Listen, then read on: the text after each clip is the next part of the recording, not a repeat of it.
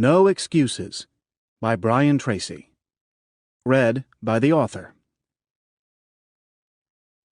Introduction: The Miracle of Self-Discipline. Mark Twain said that there are 1,000 excuses for failure, but never a good reason. Why are some people more successful than others? Why do some people make more money, live happier lives, and accomplish much more in the same number of years than the great majority? What is the real secret of success? Often I begin a seminar with a little exercise. I ask the audience, how many people here would like to double their incomes? Almost everyone smiles and raises their hands. I then ask, how many people here would like to lose weight, get out of debt, achieve financial independence? Again, everyone smiles, some people cheer, and they all raise their hands. Then I say, wonderful. These are great goals that everyone has. We all want to make more money, spend more time with our families, be fit and trim, and achieve financial independence. Not only do we all want the same things, but we all know what we have to do to achieve them. And we all intend to do those things sometime. But before we get started, we decide that we need to take a little vacation to a wonderful fantasy place called Someday I'll. We say that someday I'll read that book. Someday I'll start that exercise program. Someday I'll upgrade my skills and earn more money. Someday I'll get my finances under control and get out of debt. Someday I'll do all the things that I know I need to do to achieve all my goals. Someday. Probably 80% of the population lives on someday I'll most of the time. They think and dream and fantasize about all the things they're going to do someday. And who are they surrounded by on someday I'll? Other people on someday I'll. And what is the chief topic of conversation on someday I'll? Excuses. They all sit around and swap excuses for being on the island. Why are you here? They ask each other. And, not surprisingly, their excuses are largely the same. I didn't have a happy childhood. I didn't get a good education. I don't have any money. My boss is really critical. My marriage is no good. No one appreciates me. Or, the economy is terrible. They have come down with the disease of excusitis, which is invariably fatal to success. They all have good intentions, but as everyone knows, the road to hell is paved with good intentions. The first rule of success is simple. Vote yourself off the island. No more excuses. Do it or don't do it, but don't make excuses. Stop using your incredible brain to think up elaborate rationalizations and justifications for not taking action. Do something. Do anything. Get on with it.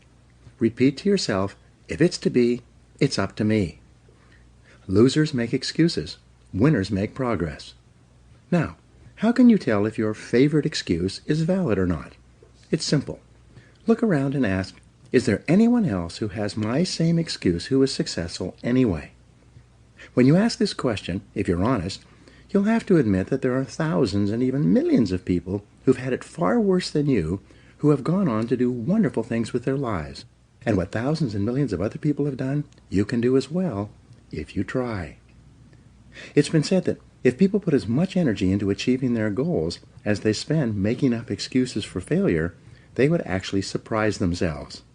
But first, you have to vote yourself off the island. Very few people start off with many advantages. Personally, I did not graduate from high school. I worked at laboring jobs for several years. I had a limited education, limited skills, and a limited future. And then I began asking that question. Why are some people more successful than others? This question changed my life.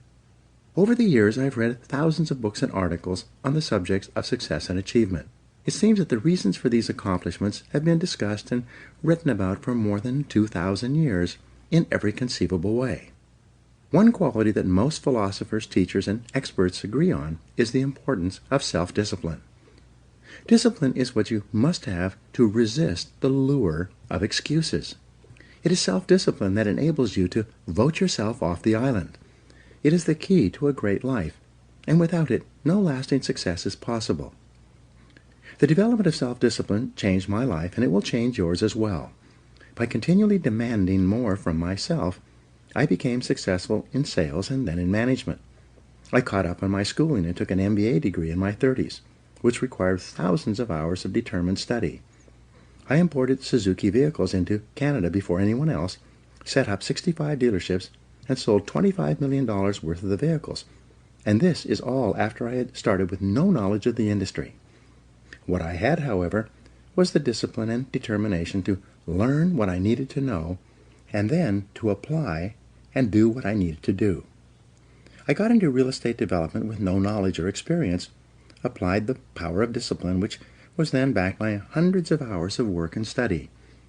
I then went on to build shopping centers, industrial parks, office buildings, and residential subdivisions. With self-discipline, I have built successful businesses in training, consulting, speaking, writing, recording, and distribution. My audio and video programs, books, seminars, and training programs have sold more than $500 million worth in 36 languages in 54 countries. Over the years, I've consulted for more than 1,000 companies and trained more than 5 million people in live seminars and talks.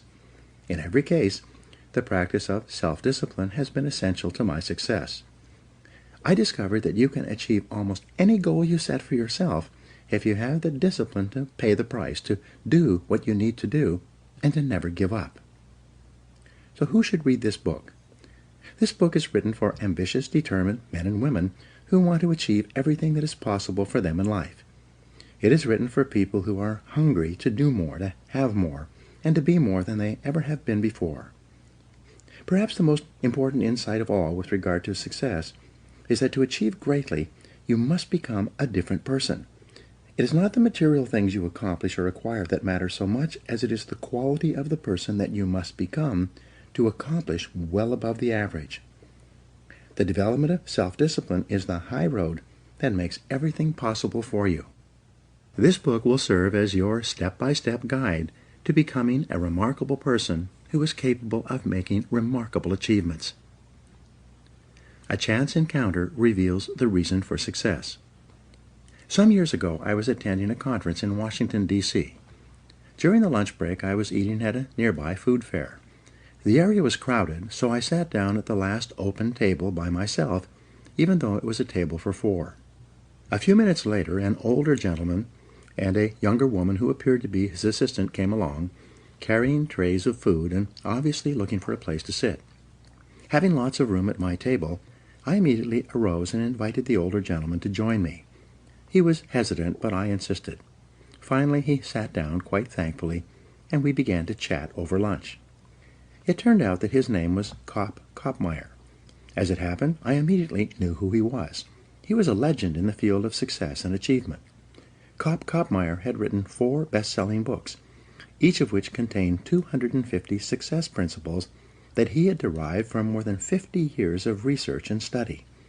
I had read all 4 books from cover to cover, each more than once. After we had chatted for a while, I asked him the question that many people in this situation would ask. Of all the 1,000 success principles that you have discovered, which do you think is the most important? He smiled at me with a twinkle in his eye, as if he had been asked this question many times, and he replied without hesitating. The most important success principle of all was stated by Elbert Hubbard, one of the most prolific writers in American history, at the beginning of the 20th century. He said, "Self-discipline is the ability to do what you should do, when you should do it, whether you feel like it or not." He went on to say, there are 999 other success principles that I have found in my reading and experience. But without self-discipline, none of them work. With self-discipline, they all work. Thus, self-discipline is the key to personal greatness. It's the magic quality that opens all doors for you and makes everything else possible. With self-discipline, the average person can rise as far and as fast as his talents and intelligence can take him. But without self-discipline, a person with every blessing of background, education, and opportunity will seldom rise above mediocrity. Your 2 worst enemies. Just as self-discipline is the key to success, the lack of self-discipline is the major cause of failure, frustration, underachievement, and unhappiness in life. It causes us to make excuses and sell ourselves short. Perhaps the 2 biggest enemies of success, happiness, and personal fulfillment are first, the path of least resistance, and second, the expediency factor. The path of least resistance is what causes people to take the easy way in almost every situation. They seek shortcuts to everything. They arrive at work at the last minute and leave at the first opportunity. They look for get-rich-quick schemes and easy money. Over time, they develop the habit of always seeking an easier, faster way to get the things they want, rather than doing what is hard but necessary to achieve real success. The expediency factor, which is an extension of the law of least resistance, is even worse when leading people to failure and underachievement. This principle says, people invariably seek the fastest and easiest way to get the things they want right now, with little or no concern for the long-term consequences of their behaviors. In other words, most people do what is expedient, what is fun and easy, rather than what is necessary for success. Every day, and every minute of every day, there's a battle going on inside of you between doing what is right, hard, and necessary, like the angel on one shoulder, or doing what is fun, easy, and of little or no value, like the devil on your other shoulder. Every minute of every day you must fight and win this battle with the expediency factor and resist the pull of the path of least resistance if you truly desire to become everything you are capable of becoming. Take control of yourself. Another definition of self-discipline is self-mastery. Success is only possible when you can master your own emotions, appetites, and inclinations. People who lack the ability to master their appetites become weak and dissolute, as well as unreliable in other things as well. Self-discipline can also be defined as self-control. Your ability to control yourself and your actions, control what you say and do, and ensure that your behaviors are consistent with your long-term goals and objectives is the mark of the superior person. Discipline has been defined as self-denial. This requires that you deny yourself the easy pleasures, the temptations that lead so many people astray, and instead discipline yourself to do only those things that you know are right for the long term and appropriate for the moment. Self-discipline requires delayed gratification, the ability to put off satisfaction in the short term in order to enjoy greater rewards in the long term. Think long term. Sociologist Dr. Edward Banfield of Harvard University conducted a 50-year study into the reasons for upward socioeconomic mobility in America. He concluded that the most important single attribute of people who achieved great success in life was long-time perspective. Banfield defined time perspective as the amount of time an individual takes into consideration when determining his present actions. In other words, the most successful people are long-term thinkers. They look into the future as far as they can to determine the kind of people they want to become and the goals they want to achieve. They then come back to the present and determine the things that they will have to do or not do to achieve their desired futures. This practice of long-term thinking applies to work, career, marriage, relationships, money, and personal conduct, each of which is covered in the pages ahead. Successful people make sure that everything they do in the short term is consistent with where they want to end up in the long term. They practice self-discipline at all times. Perhaps the most important word in long-term thinking is sacrifice. Superior people have the ability throughout their lives to make sacrifices in the short term, both large and small, so as to assure greater results and rewards in the long term. You see this willingness to sacrifice in people who spend many hours and even years preparing, studying, and upgrading their skills to make themselves more valuable so that they can have a better life in the future, rather than spending most of their time socializing and having fun in the present. Longfellow once wrote, "Those heights by great men won and kept were not achieved by sudden flight, but they, while their companions slept, were toiling upward in the night."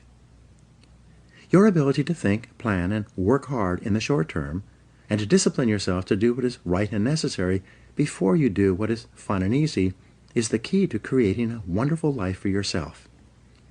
Your ability to think long-term is a developed skill. As you get better at it, you become more able to predict with increasing accuracy what is likely to happen to you in the future as the result of your actions in the present. This is a quality of the superior thinker. Short-term gain can cause long-term pain. There are two laws that you fall victim to when you fail to practice self-discipline. The first is called the law of unintended consequences. This law states that the unintended consequences of an action can be far worse than the intended consequences of that behavior because of a lack of long-term thinking.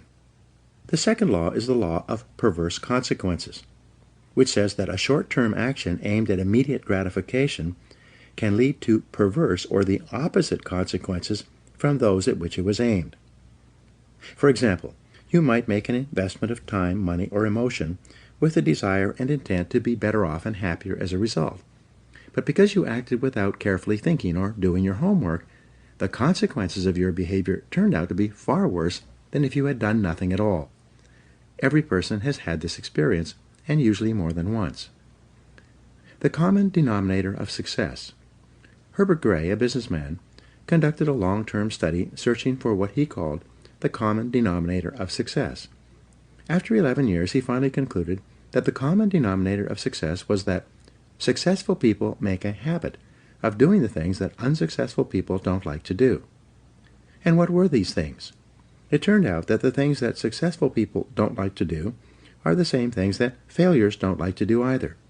But successful people do them anyway because they know that this is the price they will have to pay if they want to enjoy greater success and rewards in the future. What Gray found was that successful people are more concerned with pleasing results, whereas failures were more concerned about pleasing methods. Successful, happy people were more concerned with the positive, long-term consequences of their behaviors, whereas unsuccessful people were more concerned with personal enjoyment and immediate gratification. Motivational speaker Dennis Waitley has said that the top people were those who were more concerned with activities that were goal-achieving, whereas average people were more concerned with activities that were tension-relieving. Dinner before dessert. The simplest rule in the practice of self-discipline is to eat dinner before dessert. In a meal, there is a logical order of dishes, and dessert comes last. First, you eat the main courses and clean your plate. Only then do you have dessert. There's a cute but misleading bumper sticker that says, "Life is short, eat dessert first." Just think about what would happen if you came home from work and instead of eating a healthy dinner, you ate a large piece of apple pie with ice cream. What kind of appetite for healthy, nutritious food would you have afterward? With all that sugar in your stomach, how would you feel? Would you feel re-energized and eager to do something productive? Or would you feel tired and sluggish and ready to write off the day as largely finished? You get the same result when you go for a drink or two after work and then come home and turn on the television. These are simply different forms of dessert that largely eliminate your ability to do anything useful for the rest of the evening. Perhaps the worst part of all is that whatever you do repeatedly soon becomes a habit, and a habit once formed is hard to break. The habit of taking the easy way, of doing what is fun and enjoyable, or eating dessert before dinner, becomes stronger and stronger, and it leads inevitably to personal weakness, underachievement, and failure. The habit of self-discipline. Fortunately, you can develop the habit of self-discipline. The regular practice of disciplining yourself to do what you should do, when you should do it, whether you feel like it or not, becomes stronger and stronger as you practice it. You simply refuse to make excuses. Bad habits are easy to form, but hard to live with. Good habits are hard to form, but easy to live with. And, as Goethe said, everything is hard before it's easy. It's hard to form the habits of self-discipline, self-mastery, and self-control, but once you've developed them, they become automatic and easy to practice. When the habits of self-discipline are firmly entrenched in your behavior, you start to feel uncomfortable when you're not behaving in a self-disciplined manner. The best news is that all habits are learnable. You can learn any habit you need to learn in order to become the kind of person that you want to become. You can become an excellent person by practicing self-discipline whenever it's called for. Every practice of self-discipline strengthens every other discipline. Unfortunately, every weakness in discipline weakens your other disciplines as well. To develop the habit of self-discipline, you first make a firm decision about how you will behave in a particular area of activity. You then refuse to allow exceptions until the habit of self-discipline in that area is firmly established. Each time you slip, as you will, you resolve once again to keep practicing self-discipline until it becomes easier for you to behave in a disciplined way than to behave in an undisciplined way. The big payoff. The payoff for developing high levels of self-discipline is extraordinary. There is a direct relationship between self-discipline and self-esteem. The more you practice self-mastery and self-control, the more you like and value yourself. The more you discipline yourself, the greater is your sense of self-respect and personal pride. The more you practice self-discipline, the better is your self-image. You see yourself and think about yourself in a more positive way. You feel happier and more powerful as a person. The development and maintenance of the habit of self-discipline is a lifelong task, an ongoing battle. It never ends. The temptation to follow the path of least resistance and the expediency factor lurk continually in the back of your mind. They are always waiting for an opportunity to pounce, to lead you astray into doing what is fun, easy, and unimportant, rather than what is hard, necessary, and life-enhancing. Napoleon Hill concluded his best-selling book of the same name by saying that self-discipline is the master key to riches. Self-discipline is the key to self-esteem, self-respect, and personal pride. The development of self-discipline is your guarantee that you will eventually overcome all your obstacles and create a wonderful life for yourself. The ability to practice self-discipline is the real reason why some people are more successful and happy than others. How this book is written. In the pages ahead, I will describe the 21 areas in life in which the practice of self-discipline is vital to fulfilling your full potential and achieving everything that is possible for you. This book is divided into 3 sections for greater ease of use. Part 1 is entitled Self-Discipline and Personal Success. In these 7 chapters, you will learn how to release more and more of your personal potential by practicing self-discipline in every area of your personal life, including setting goals, building character, accepting responsibility, developing courage, and backing everything you do with persistence and determination. In the 7 chapters of Part 2, you will learn how to achieve vastly more than ever before in the areas of business, sales, and personal finance.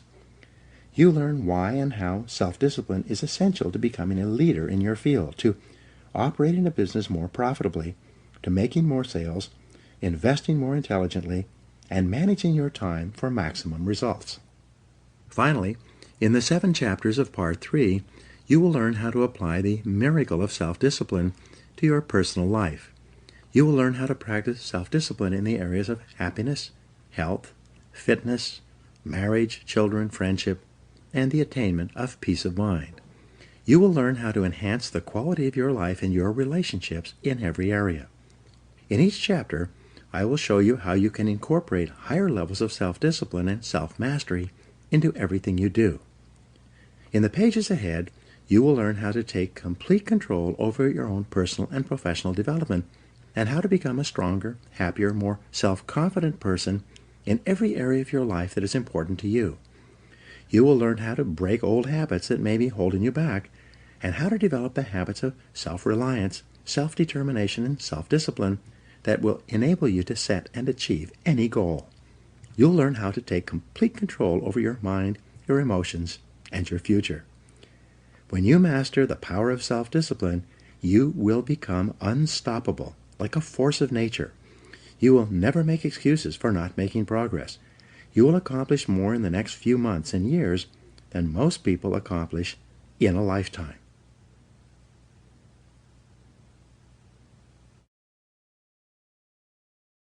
Part 1. Self-Discipline and Personal Success. Your success in life depends more on the person you become than on the things you do or acquire.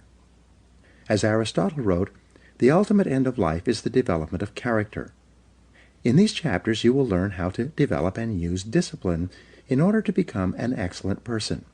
You'll learn how to develop greater self-esteem, self-respect, and personal pride. You will learn the essential disciplines required for personal greatness and how to build them into your own character and personality. Chapter 1. Self-Discipline and Success. Plato wrote, "The first and best victory is to conquer self." Why do some people accomplish so much more in their personal and professional lives than others? This question has occupied some of the very best minds throughout human history. More than 2,300 years ago, Aristotle wrote that the ultimate aim of human life is to be happy. He said that the great question that each of us must answer is, how shall we live in order to be happy? Your ability to ask and answer that question correctly for yourself, and then to follow where your answer leads you, will largely determine whether you achieve your own happiness and how soon. Begin with your own personal definition. How do you define success? If you could wave a magic wand and make your life perfect in every way, what would it look like? Describe your ideal life. If your business, work, and career were ideal in every way, what would they look like? What would you be doing? What sort of a company would you work for? What position would you have? How much money would you earn? What kind of people would you work with, and especially, what would you need to do more or less of to create your perfect career? If your family life were perfect in every way, what would it look like? Where would you live, and how would you be living? What kind of a lifestyle would you have? What sort of things would you want to have and do with the members of your family? If you had no limitations, and you could wave a magic wand, in what ways would you change your family life today? If your health were perfect, how would you describe it? How would you feel? How much would you weigh? How would your levels of health and fitness be different from what they are today? Most of all, what steps could you take immediately to begin moving toward your ideal levels of health and energy? If your financial situation were ideal, how much would you have in the bank? How much would you be earning each month and each year from your investments? If you had enough money so that you never had to worry about finances again, how much would that be? And what steps could you take starting today to create your ideal financial life? Do your own thing. A popular definition of success is being able to live your life in your own way, doing only those things that you want to do, with the people who you choose in the situations you desire. In each case, when you begin to define what success means to you, you can immediately see things that you should be doing more of or less of in order to begin creating your ideal life. And the biggest thing that holds you back from moving in the direction of your dreams is usually a lack of self-discipline and your favorite excuses. It's not that you don't know what to do, but rather that you don't have the discipline to make yourself do what you should do, whether you feel like it or not. Join the top 20%. In our society, the top 20% of people earn 80% of the money and enjoy 80% of the riches and rewards. This Pareto principle has been proven over and over again since it was first formulated in 1895 by Vilfredo Pareto.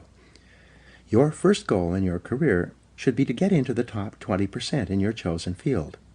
In the 21st century, there's a premium on knowledge and skill. The more knowledge you acquire and the greater skill that you apply, the more competent and valuable you become. As you get better at what you do, your income earning ability increases like compound interest. Unfortunately, the majority of people, the bottom 80%, make little or no effort to upgrade their skills. Most people, according to Jeffrey Colvin's 2009 book, Talent is Overrated, learn their jobs in the first year of their employment, and then they never get any better. It is only the top people in every field who are committed to continuous improvement. Because of this increasing disparity of productive ability, based on knowledge, skill, and hard work, the top 1% of people in America today control as much as 33% of the financial assets, starting with nothing. Interestingly, almost everyone starts out the same in life with little or nothing. Almost all fortunes in America and worldwide are first generation. This means that most individuals started with little or nothing and earn everything they own in their current lifetime. The wealthiest people in America are almost all first-generation multi-billionaires. This is the case with wealthy Americans such as Bill Gates, Warren Buffett, Larry Ellison, Michael Dell, and Paul Allen. Fully 80% of millionaires and multimillionaires started with little money, often penniless and sometimes deeply in debt, with few advantages, such as Sam Walton, who died worth more than $100 billion. Why have these people been able to achieve so much when so many have achieved so little? In their book, The Millionaire Next Door, Thomas Stanley and William Danko interviewed more than 500 millionaires and surveyed 11,000 more over a 25-year period. They asked them why they felt they had been able to achieve financial independence when most of the people around them who started at the same place were still struggling. Fully 85% of this new generation of millionaires replied by saying something like, "I didn't have a better education or more intelligence, but I was willing to work harder than anyone else." Hard work is the key. The indispensable requirement for hard work is self-discipline. Success is only possible when you can overcome the natural tendency to cut corners and take the easy way. Lasting success is only possible when you can discipline yourself to work hard for a long, long time. As I mentioned in the introduction, I started my own life with no money or advantages. For years, I worked at laboring jobs, at which I earned just enough to get from paycheck to paycheck. I stumbled into sales when I could no longer find a laboring job, where I spun my wheels for many months before I began asking that question: why is it that some people are more successful in selling than others? One day, a top salesman told me that the top 20% of salespeople earn 80% of the money. I had never heard that rule before. This meant that the bottom 80% of salespeople had to be satisfied with the remaining 20%, with what was left over after the top people had taken the lion's share. I decided then and there that I was going to be in the top 20%, and this decision changed my life. The great law. Then I learned the iron law of the universe, which made getting into the top 20% possible. It was the law of cause and effect, or sowing and reaping. This law says that for every effect there is a specific cause or series of causes. This law says that if you want to achieve success in any area, you must determine how success is achieved in that area, and then practice those skills and activities repeatedly until you achieve the same results. Here's the rule.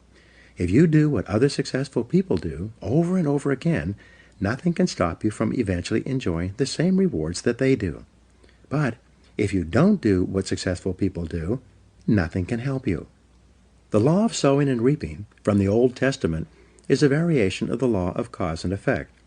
It says that, "Whatsoever a man soweth, that also shall he reap." This law says that whatever you put in, you get out. It also says that whatever you are reaping today is a result of what you have sown in the past. So if you're not happy with your current crop, it's up to you starting today to plant a new crop, to begin doing more of those things that lead to success, and to stop engaging in those activities that lead nowhere. Success is predictable. Success is not an accident. Sadly, failure is not an accident either. You succeed when you do what other successful people do over and over until these behaviors become a habit. Likewise, you fail if you don't do what successful people do. In either case, nature is neutral. Nature does not take sides. Nature doesn't care.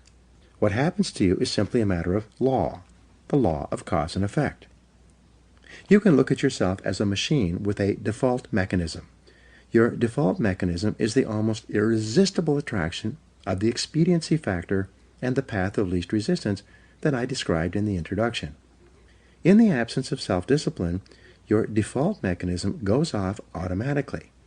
This is the main cause of underachievement and the failure to realize your true potential. When you are not working deliberately, consciously, and continuously to do, be, and have those things that constitute success for you, your default mechanism is at work. You end up doing those fun, easy, and low-value things in the short term that lead to frustration, financial worries, and failure in the long term. The great oil man, H.L. Hunt, who was at one time the richest self-made billionaire in the world, was once asked by a television journalist for his secrets of success. He replied there are only 3 requirements for success. First, decide exactly what it is you want in life. Second, determine the price that you're going to have to pay to get the things you want. And third, and this is most important, resolve to pay that price. One of the most important requirements for success, once you have decided what it is that you want, is the quality of willingness. Successful people are willing to pay the price, whatever it is and for as long as it takes, until they achieve the results they desire. Everyone wants to be successful. Everyone wants to be healthy, happy, thin, and rich. But most people are not willing to pay the price. Occasionally, they may be willing to pay part of the price, but they're not willing to pay the whole price. They always hold back. They always have some excuse or rationalization for not disciplining themselves to do everything that they need to do to achieve their goals. Pay the price. How can you tell when you have paid the full price of success? It's simple. Look around you. There it is. You can always tell how much of the price of success you have paid by looking at your current lifestyle and your bank account. By the law of correspondence, your outer world will, like a mirror, always reflect the person you are and the price that you have paid on the inside. There's an interesting point about the price of success. It must always be paid in full and in advance. Success, however you define it, is not like a restaurant where you pay after you've enjoyed your meal. Instead, it's like a cafeteria, where you can choose whatever you want, but you must pay for it before you eat it. Motivational speaker Zig Ziglar says, "The elevator to success is out of order, but the stairs are always open." Learn from the experts. Kopp Koppmeyer, who I mentioned in the introduction, also told me that the second most important success principle after self-discipline is that you must learn from the experts. He said you will never live long enough to learn it all for yourself. If you want to be successful, your first job is to learn what you need to learn in order to achieve the success you desire. Learn from the experts. Read their books. Listen to their audio programs. Attend their seminars. Write to them or approach them directly and ask for advice. Sometimes one idea is all you need to change the direction of your life. Let me give you an example of what I mean. Some years ago, I was referred by a friend to an excellent dentist. I learned later that he had a superb reputation. He was called the dentist's dentist. He was the dentist that the other dentists went to when they needed excellent dental work. He told me that he attended every major dental conference that he could. When he was there, he attended every session, listening to dentists from all over the country and all over the world discuss the latest breakthroughs in dental technology. One week, at great sacrifice in time and money, he attended an international dental conference in Hong Kong. At that conference, he sat in on a session given by a Japanese dentist who had discovered a new technology in cosmetic surgery that improved the appearance of teeth and enabled people to look handsome or beautiful indefinitely. He returned to San Diego and immediately began using the new technique in his practice. Soon, he became excellent in this area and developed a national reputation. Within a couple of years, people were coming to him from all over southwestern United States for this treatment. Because he had developed this expertise, he could raise his fees again and again. Eventually, he had made so much money that he was able to retire at the age of 55, financially independent and able to spend the rest of his life with his family, traveling and fulfilling his dreams. The point of this story is that by continually seeking out ideas and advice from other experts in his field, he came across a new technology that helped him become the leader in his field and saved him 10 years of hard work in order to achieve the same level of financial success. This could happen to you as well, but only if you become a lifelong student of your craft. Mental and physical fitness need to be ongoing. Achieving success is like achieving physical fitness. It is like bathing, brushing your teeth, and eating. It is something that you need to do continuously every day. Once you begin, you never stop until your life and career are over and you've achieved all the success you desire.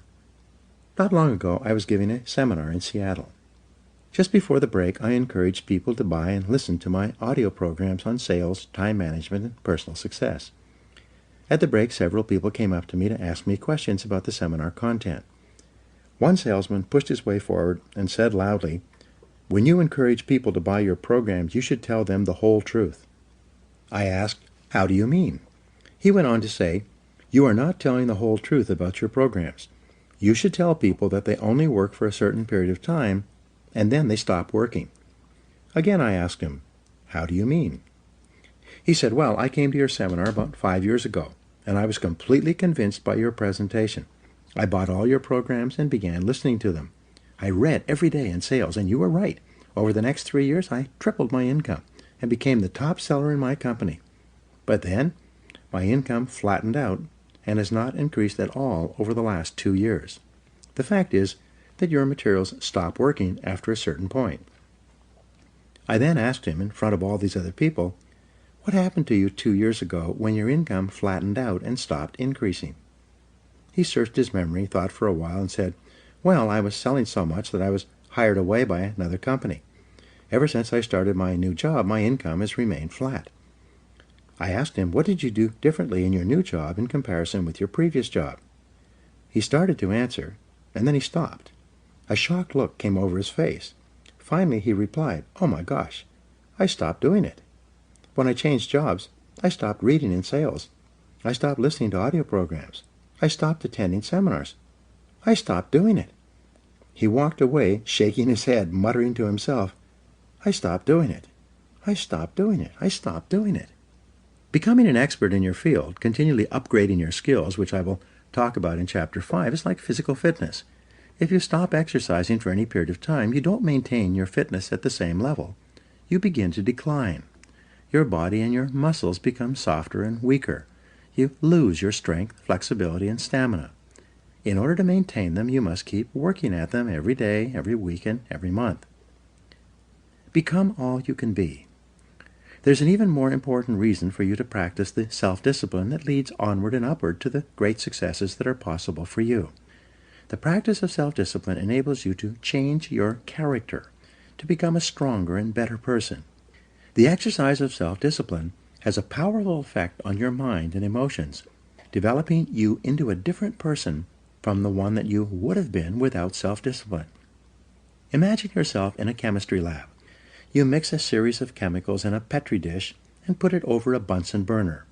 The Bunsen burner heats the chemicals to the point at which they crystallize and become hardened. But once you've crystallized these chemicals using intense heat, they cannot be transformed back into liquid form. In the same way, your personality begins like a liquid, soft, fluid, and formless.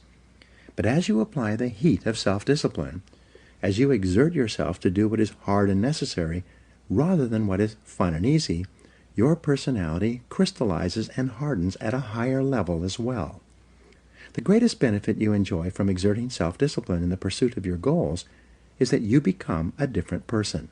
You become stronger and more resolute. You develop greater self-control and determination. You actually shape and strengthen your personality and transform yourself into a better person. The rule is that to become someone that you have never been before, you must do something that you have never done before. This means that to develop a superior character, you must exert ever higher levels of self-discipline and self-mastery on yourself. You must do the things that average people don't like to do. Another success principle is that to achieve something that you never achieved before, you must learn and practice qualities and skills that you've never had before. By practicing self-discipline, you become a new person. You become better, stronger, and more clearly defined. You develop higher levels of self-esteem, self-respect, and personal pride. You move yourself up the ladder of human evolution and become a person of higher character and resolve. Success is its own reward. The wonderful thing about the achievement of success is that every step in that direction is rewarding in itself. Each step you take toward becoming a better person and accomplishing more than you ever have before makes you feel happier, more confident, and more fulfilled. You've heard it said that nothing succeeds like success. What this means is that the greatest reward of success is not the money you make, but rather the excellent person you become in the process of striving toward success and exerting self-discipline every time it's required. In the next chapter, I will explain to you how you can become the truly excellent person you are capable of becoming. Now, Here are some action exercises. Take out a pen right now and write down your answers to the questions below. 1. If your work life and career were ideal, what would they look like? What one discipline could you develop that would help you to achieve it? 2. If your family life were ideal, what would it look like? And what one discipline would help you the very most to make it a reality? 3. If your health were perfect in every way, what discipline would you have that would make that possible? 4. If your financial situation were ideal today, what one discipline would you have that would help you the most? 5. Why aren't you already as successful as you would like to be? And what one discipline would help you the most to achieve all your goals? 6. What one skill could you develop that would help you to realize more of your goals? And 7. If you could wave a magic wand and be completely disciplined in any one area, which one discipline would have the greatest positive impact on your life?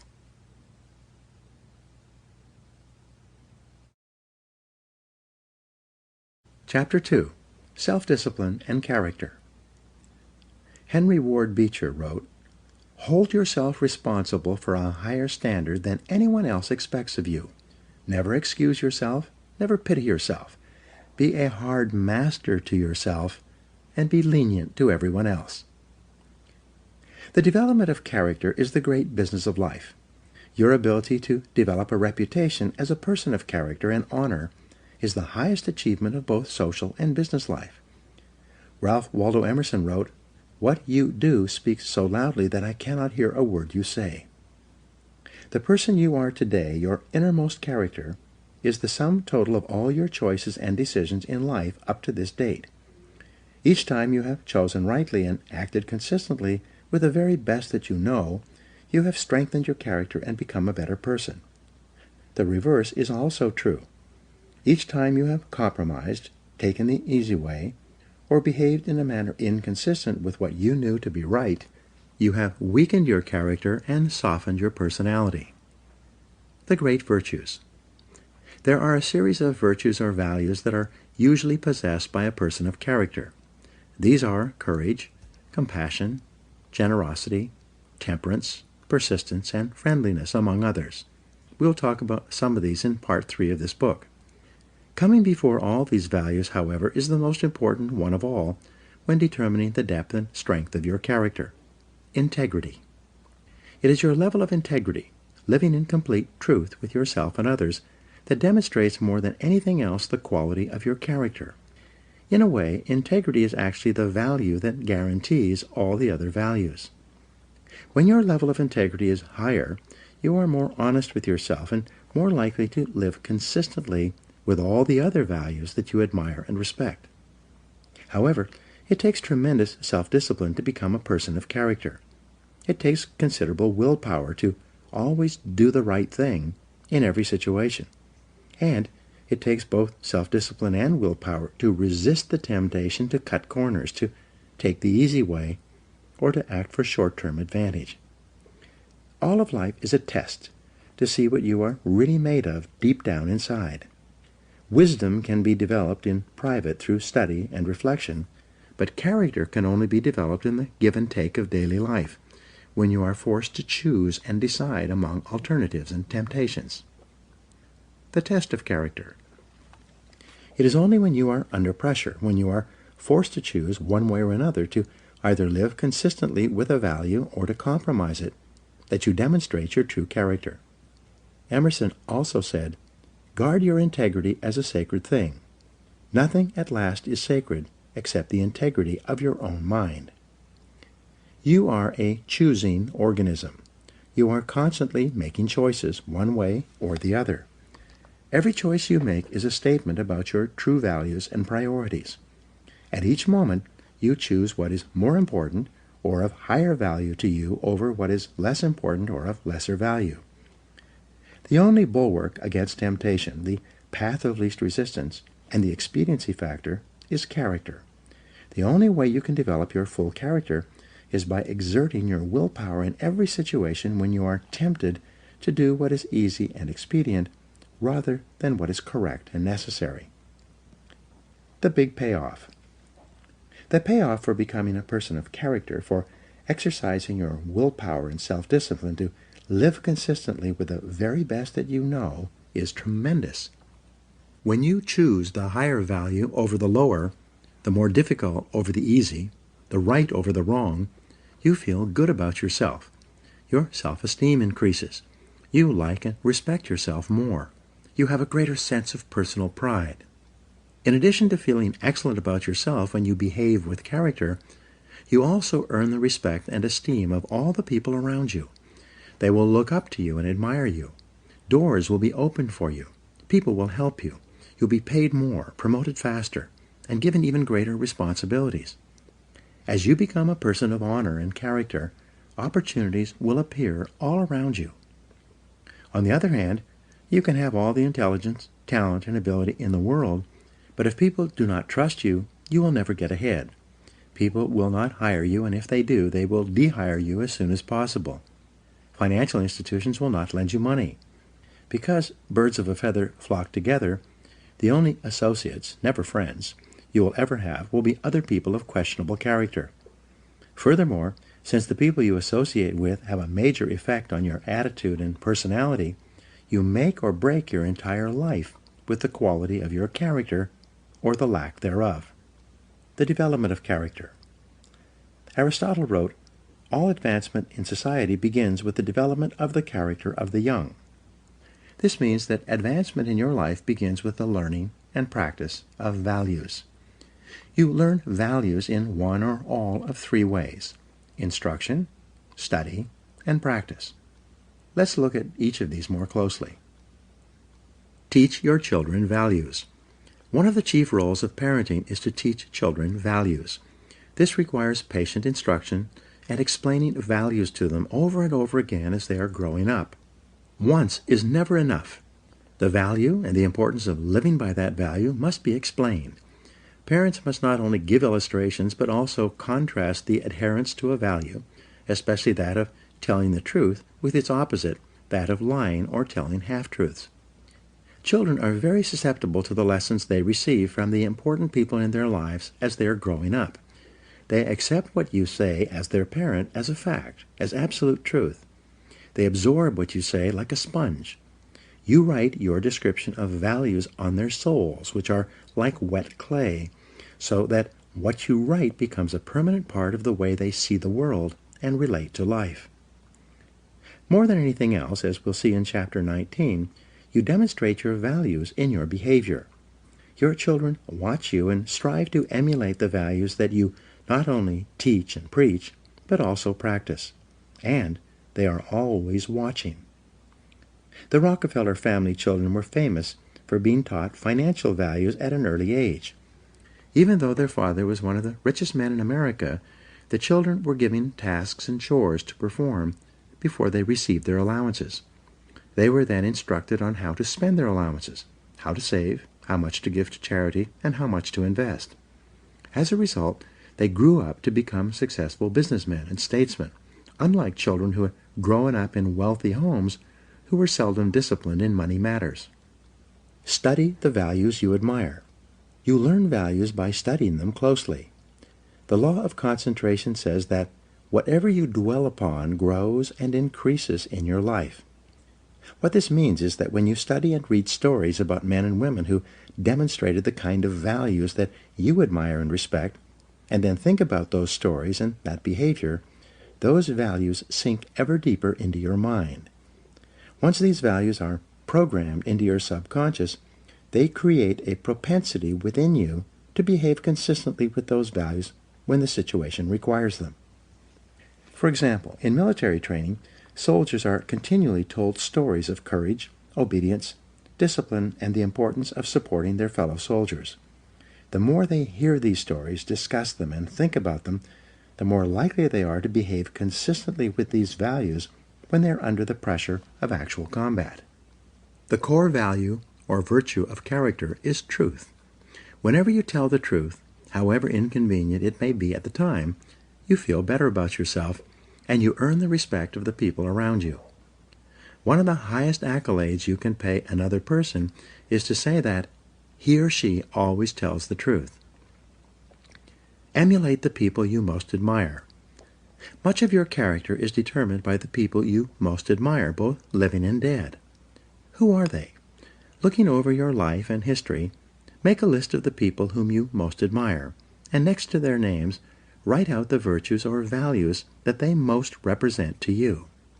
If you could spend an afternoon with anyone, living or dead, what one person would you choose? Why would you choose that person? What would you talk about during your afternoon together?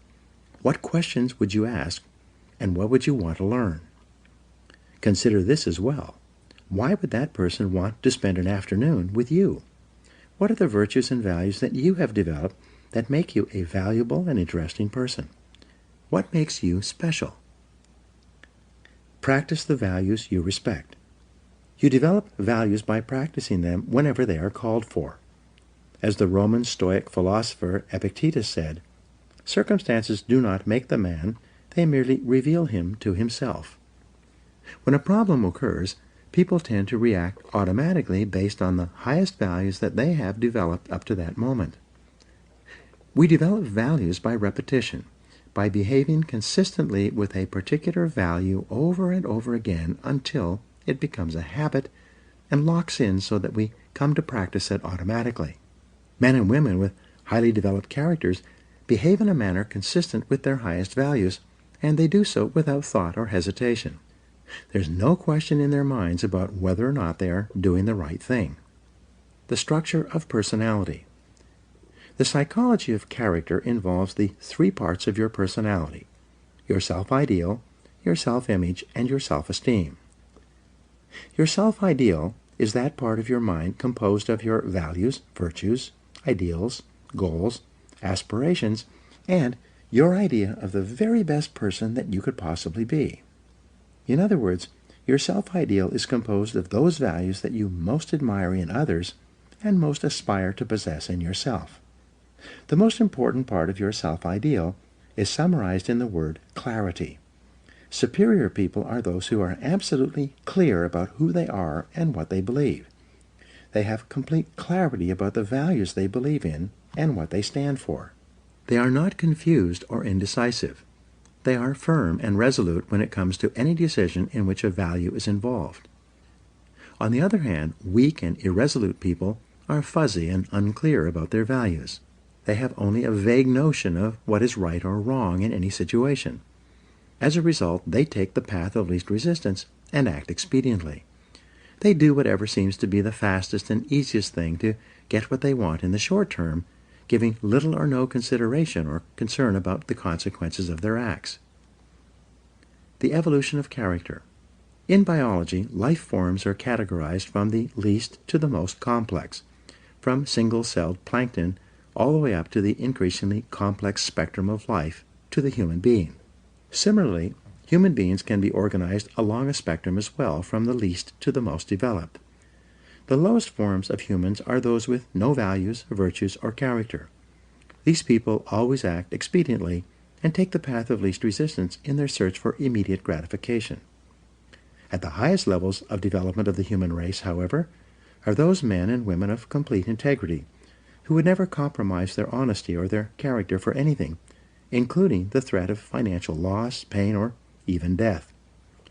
George Washington is famous for his honesty, which was demonstrated in the story in which he admitted that he had cut down the cherry tree.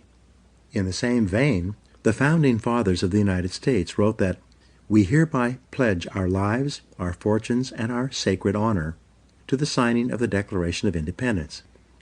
In his book, Trust, The Social Virtues and the Creation of Prosperity, philosopher Francis Fukuyama observed that societies worldwide can be divided into two kinds: high trust and low trust. He also argues that the highest trust societies, those in which integrity is most admired, encouraged, and respected, are also the most law-abiding, free, and prosperous. At the other end of the societal spectrum, however, are those societies characterized by tyranny, thievery, dishonesty, and corruption. Each of these are, without exception, both undemocratic and poor. Trust is the key. Trust is the lubricant of human relationships. Where there is high trust among and between people, economic activity flourishes and there are opportunities for all. On the other hand, where there is low trust, economic resources are squandered in an attempt to protect against thievery and corruption, or those resources are not available at all. In the United States, we have the Constitution and Bill of Rights. These documents lay out the rules by which Americans agree to live.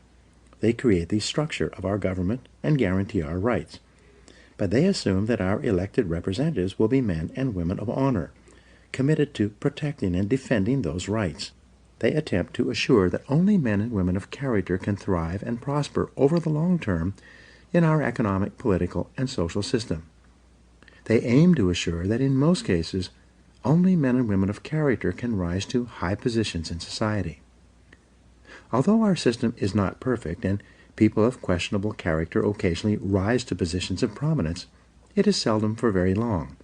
The basic demand of Americans for honesty and integrity eventually leads to the exposure and censure of dishonest people. The demand for men and women of character continues unabated. Your self-image, your inner mirror. The second part of your personality is your self-image. This is the way we see and think about ourselves, especially prior to any event of importance. People always tend to behave on the outside consistently with the way they see themselves on the inside. This is often called our inner mirror, into which we peer before we engage in any behavior.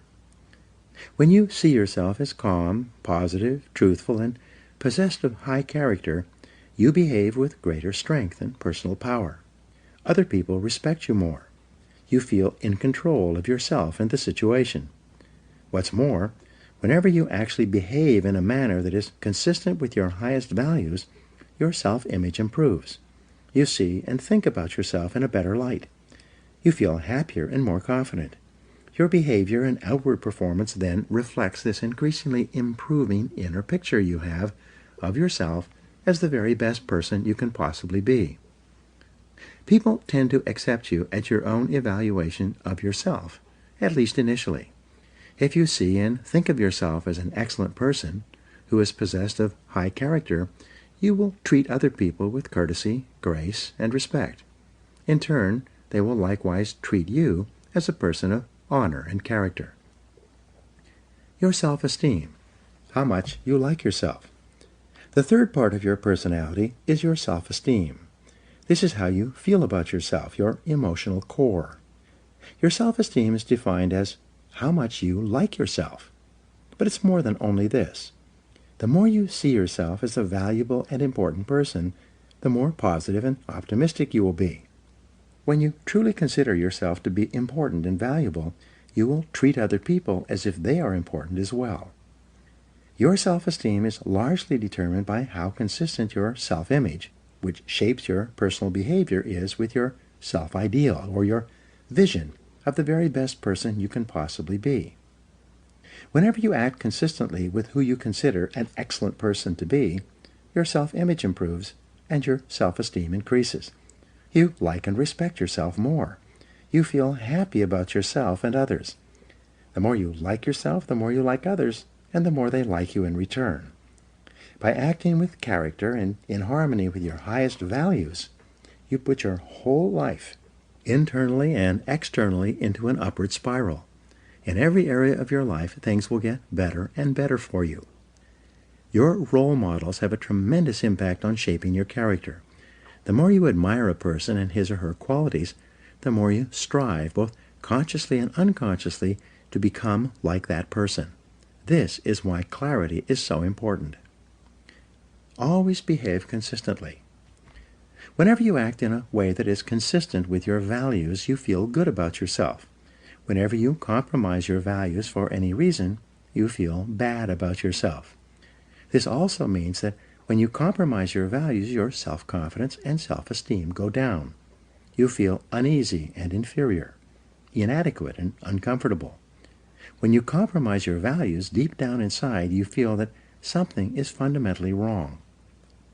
Almost all human problems can be solved by a return to your highest values and your innermost convictions.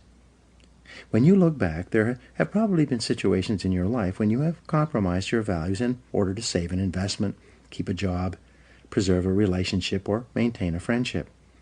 In each case, you have felt worse and worse until you finally broke it off and walked away. And how did you feel when you finally had the strength of character to walk away? You felt wonderful. Whenever you use your willpower and strength of character to return to the values that are most dear to you, you are rewarded with a wonderful feeling of happiness and exhilaration. You feel energized and free. You wonder why you didn't make that decision a long time ago. Do the right thing. In the development of character that is based on self-discipline and willpower, long-term thinking is essential. The more you think about the long-term consequences of your behavior, the more likely it is that you will do the right thing in the short term. So when you have to make a choice or decision, always ask the magic question, what's important here? Practice the universal maxim of Immanuel Kant, the philosopher. He said, resolve to behave as though your every act were to become a universal law for all people. One of the great questions for the development of character is this: what kind of a world would this world be if everyone in it was just like me? Whenever you slip, whenever you do or say something that is inconsistent with your highest values, immediately get back on your horse. Say to yourself, this is not like me, and resolve that next time you'll do better. What you dwell upon grows. If you are in a situation today in which you are not living up to your highest values, make a decision this very minute to confront the situation and straighten it out. The minute you do, you will once again feel happy and back in control. There's an old Indian story. On my shoulders are two wolves. One is a black wolf, evil, who continually tempts me to do and say the wrong things. On my other shoulder is a white wolf that continually encourages me to live up to my very best. A listener asked the old man, which of these wolves has the greatest power over you? The old man replied, the one I feed. By the law of concentration, whatever you dwell upon grows and increases in your life.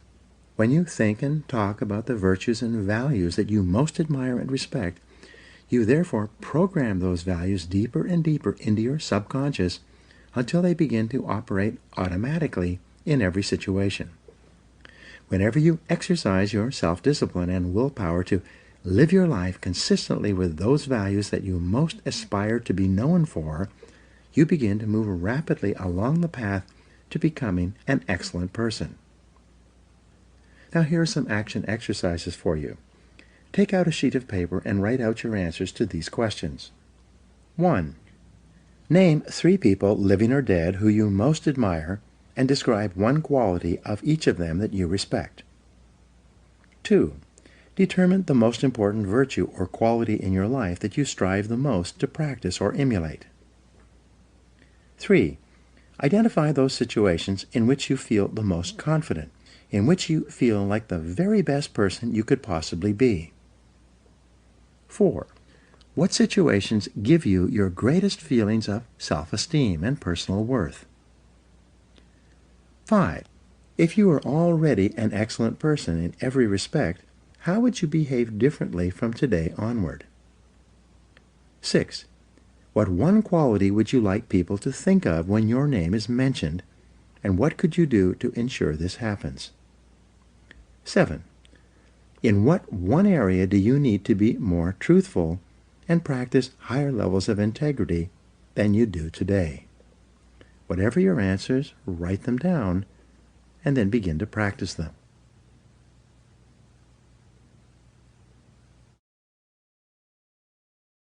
Chapter 3. Self-Discipline and Responsibility. J. Paul Getty said, the individual who wants to reach the top in business must appreciate the might and force of habit. He must be quick to break those habits that can break him, and hasten to adopt those practices that will become the habits that help him achieve the success he desires. Your ability and willingness to discipline yourself to accept personal responsibility for your life is essential to happiness, health, success, achievement, and personal leadership. Accepting responsibility is one of the hardest of all disciplines, but without it, no success is possible. The failure to accept responsibility and the attempt to foist responsibility for things in your life that make you unhappy onto other people, institutions, and situations completely distorts cause and effect, undermines your character, weakens your resolve, and diminishes your humanity. It leads to making endless excuses. My great revelation. When I was 21, I was living in a tiny apartment and working as a construction laborer. I had to get up at 5 a.m. so that I could take 3 buses to work in order to be there by 8 a.m. I didn't get home until 7 p.m., tired out from carrying construction materials all day. I was making just enough money to get by, and I had no car, almost no savings, and just enough clothes for my needs. I had no radio or television.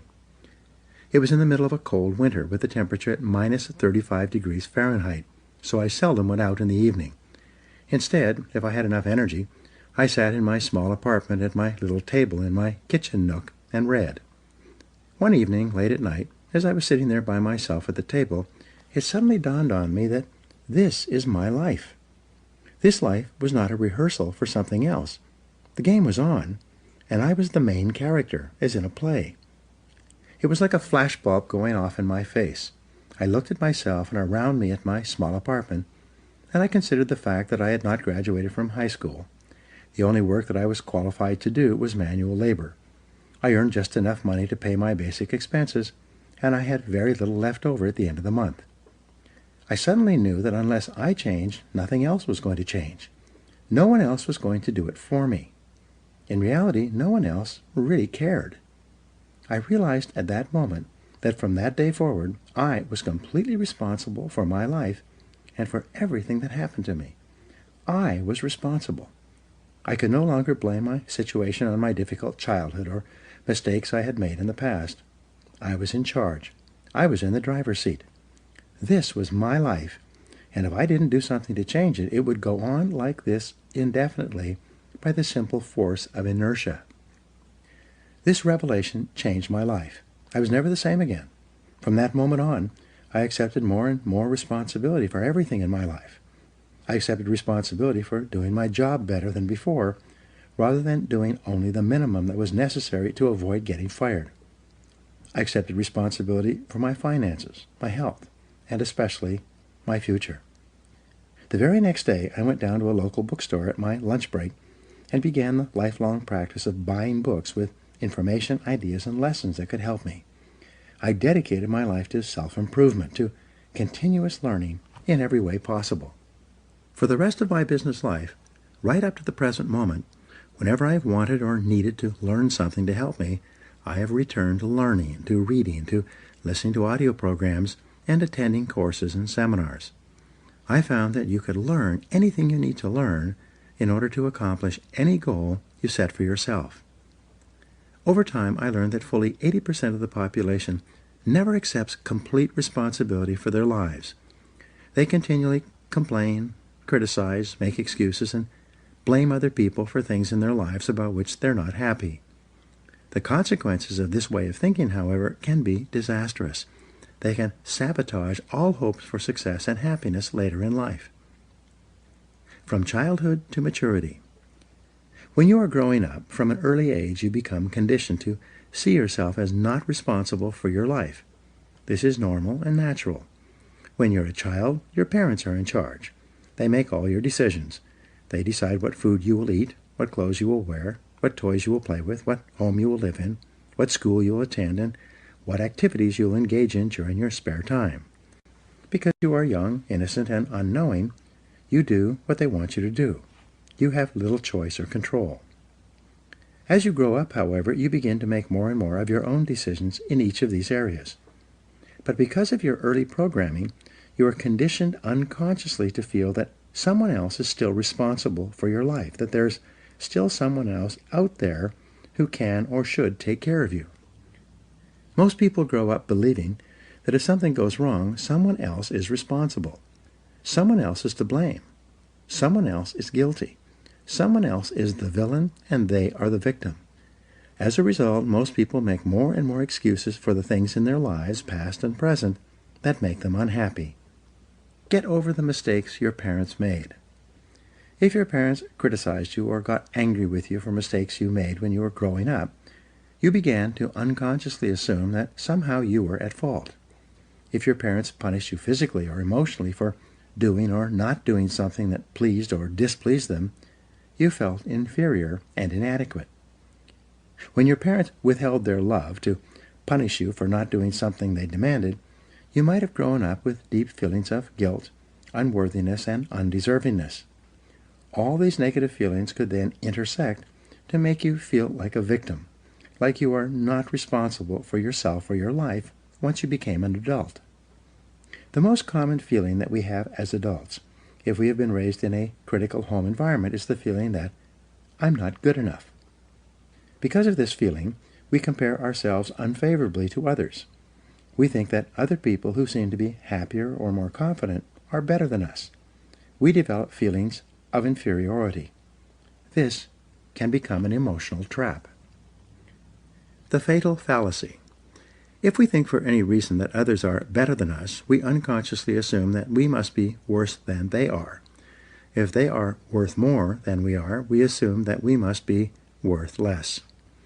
This feeling of inadequacy or worthlessness lies at the root of most personality problems in our lives, as well as most political and social problems in our world, both nationally and internationally.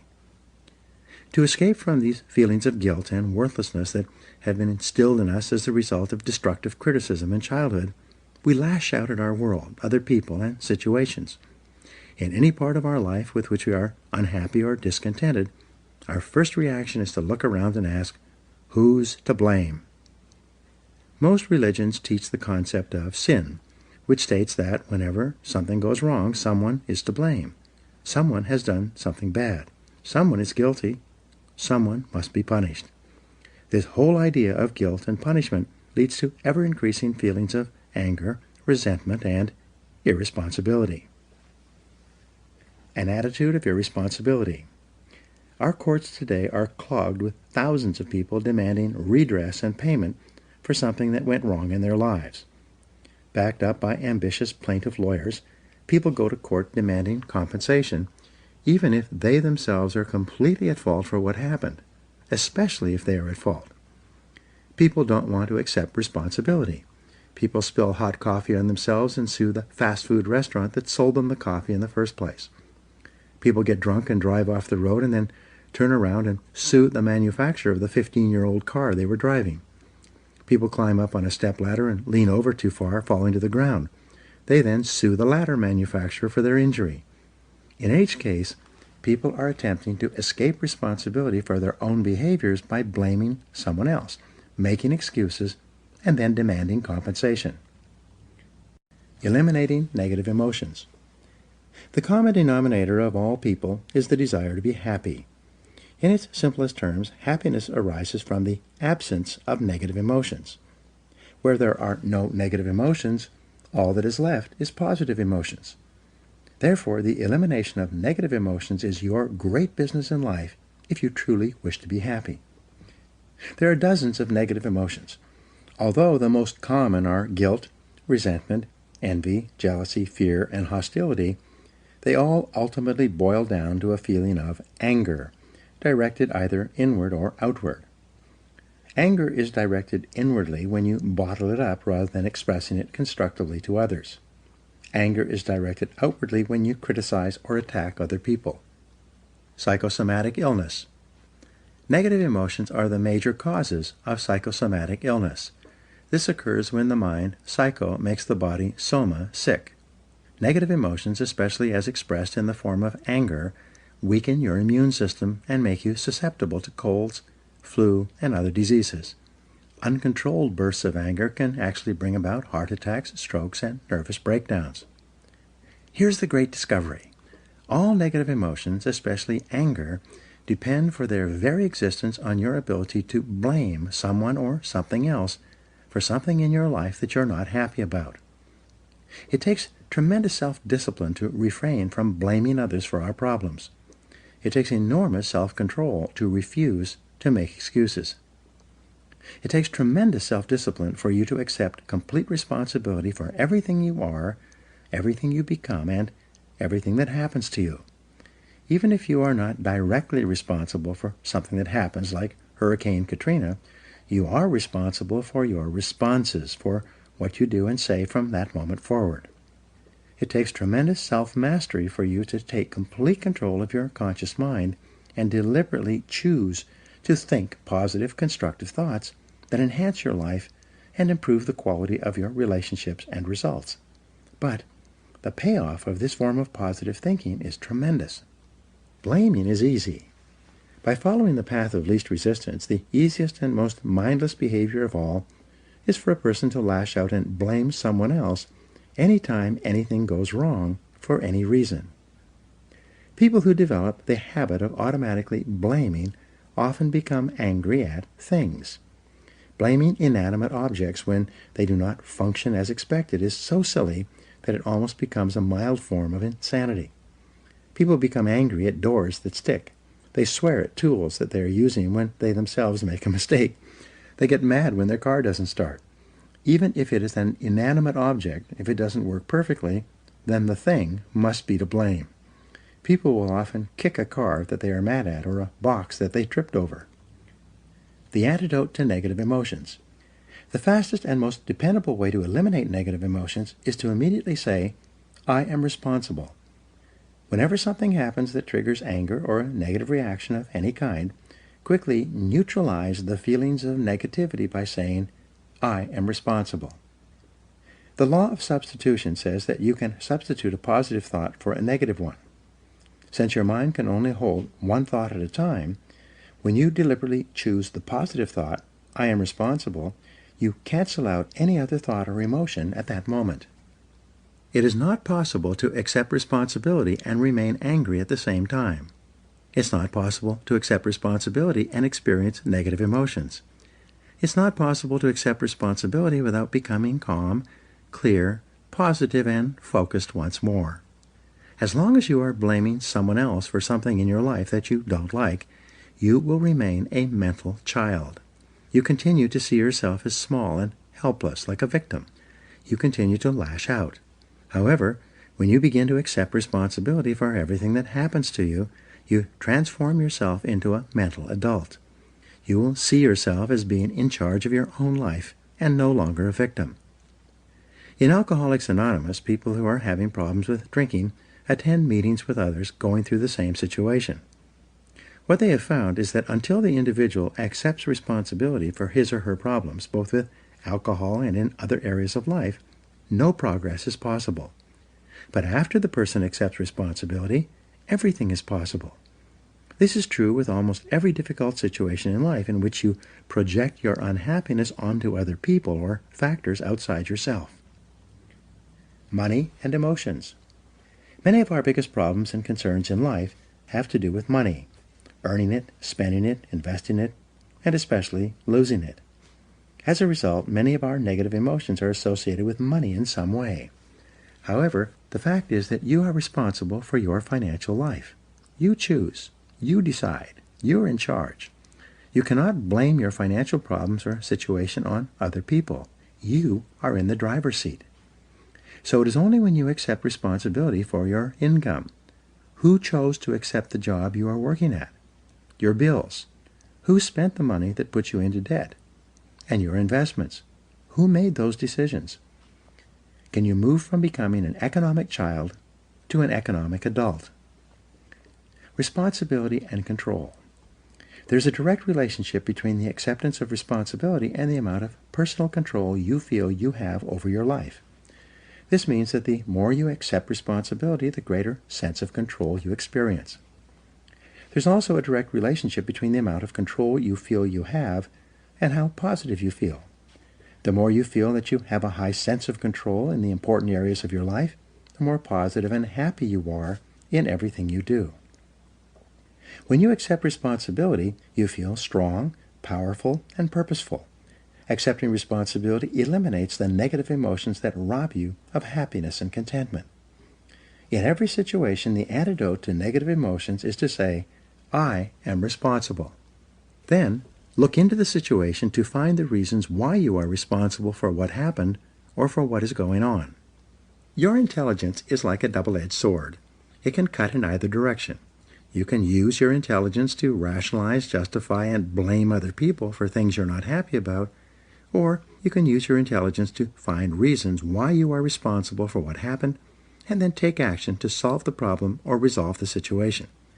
You can make excuses, or you can make progress. You choose.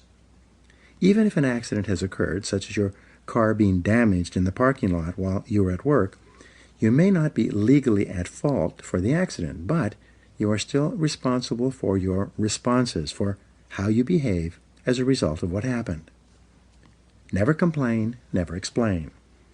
The mark of the leader, the truly superior person, is that he or she accepts complete responsibility for the situation. It's not possible to imagine a true leader who whines and complains rather than taking action when problems and difficulties arise. This sense of responsibility is the mark of the highly developed personality. You take responsibility for your life by resolving in advance that you will not become upset or angry over something that you cannot affect or change. Just as you do not become angry about the weather, you do not become angry over circumstances and situations over which you have no control. Furthermore, you especially do not allow yourself to be angry and unhappy in the present because of unhappy experiences or situations from the past. You say, "What cannot be cured must be endured." It's amazing how many people are unhappy today because of a past event, even something that happened many years ago. Each time they think of the negative experience, they become angry or depressed once more. The good news is that at any time you can stop thinking about discussing and rehashing the past. You can let it go and begin thinking instead about your goals and your unlimited future. As Helen Keller said, "When you turn toward the sunshine, the shadows fall behind you." Self-mastery and self-control. Any self-discipline, self-mastery, and self-control begins with taking responsibility for your emotions. You take charge of your emotions by accepting 100% responsibility for yourself and for your responses to everything that happens to you. You refuse to make excuses, complain, criticize, or blame other people for anything. Instead, you say, "I am responsible," and then you take action of some kind. The only antidote is action. The only real antidote for anger or worry is purposeful action in the direction of your goals, which is the subject of the next chapter. Before you turn to that, however, resolve today to first take complete control of your thoughts, feelings, and actions, and then to get so busy working on things that are important to you that you don't have time to think about or express negative emotions to or about anyone for any reason. When you exert your self-discipline and willpower in the acceptance of personal responsibility for your life, you take complete control of your thoughts and feelings. By doing so, you become a much more effective, happy, and positive person in everything you do. Now here are some action exercises for you. 1. Resolve today to accept 100% responsibility for everything you are and for everything you become. Never complain, never explain. 2. Look into your past and select a person or incident that still makes you unhappy today. Instead of justifying your negative feelings, look for reasons why you were partially responsible for what happened. 3. Select a relationship in your past that made you unhappy, and then give 3 reasons why you were responsible for what occurred. 4. Select one person in your past with whom you are still angry, and resolve to forgive that person completely for what happened. This act will liberate you emotionally. 5. Accept complete responsibility for your financial situation, and refuse to blame any financial problems on anyone else. Now, what steps are you going to take to resolve that situation? 6. Accept complete responsibility for your family situation with each person, and then take immediate action to improve your relationships wherever there may be problems. And number 7, accept 100% responsibility for your health. Resolve today to do or stop doing whatever is necessary for you to attain excellent all-around health.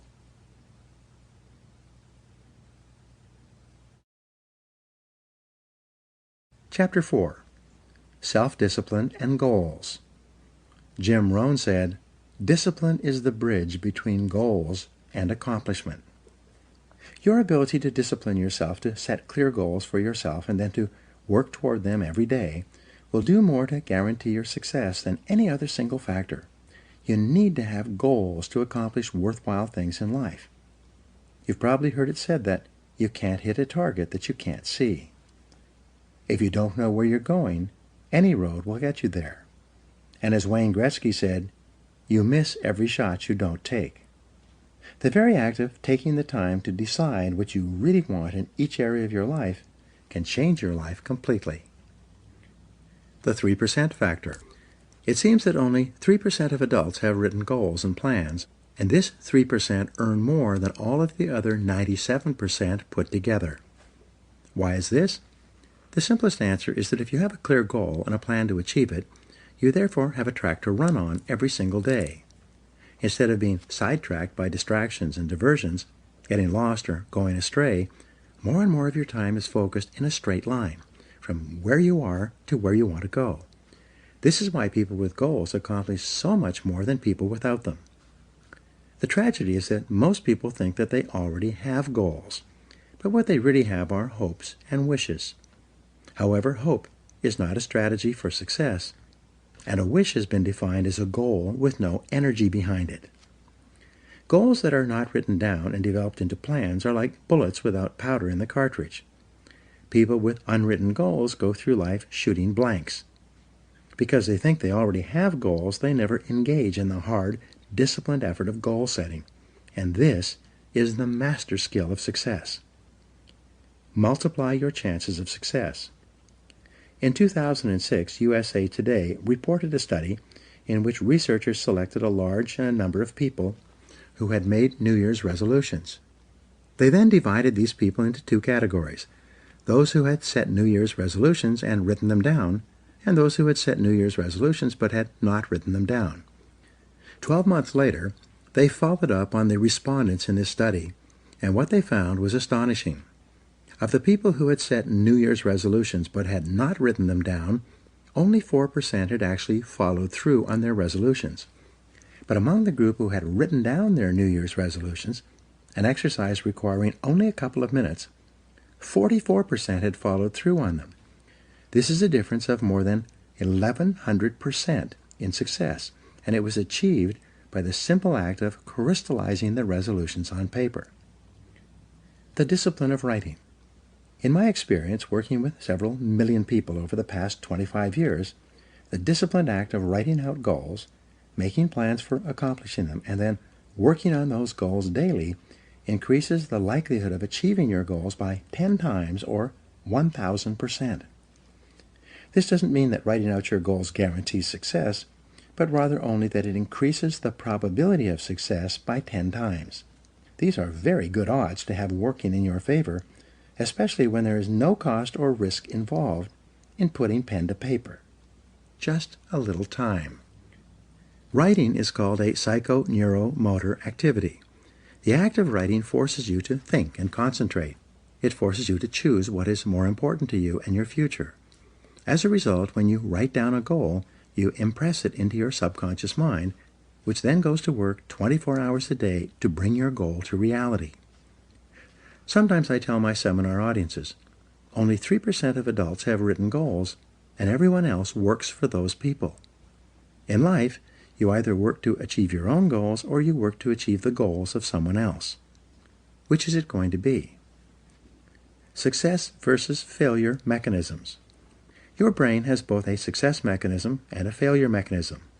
The failure mechanism is the temptation to follow the undisciplined path of least resistance, to do what is fun and easy rather than what is hard and necessary.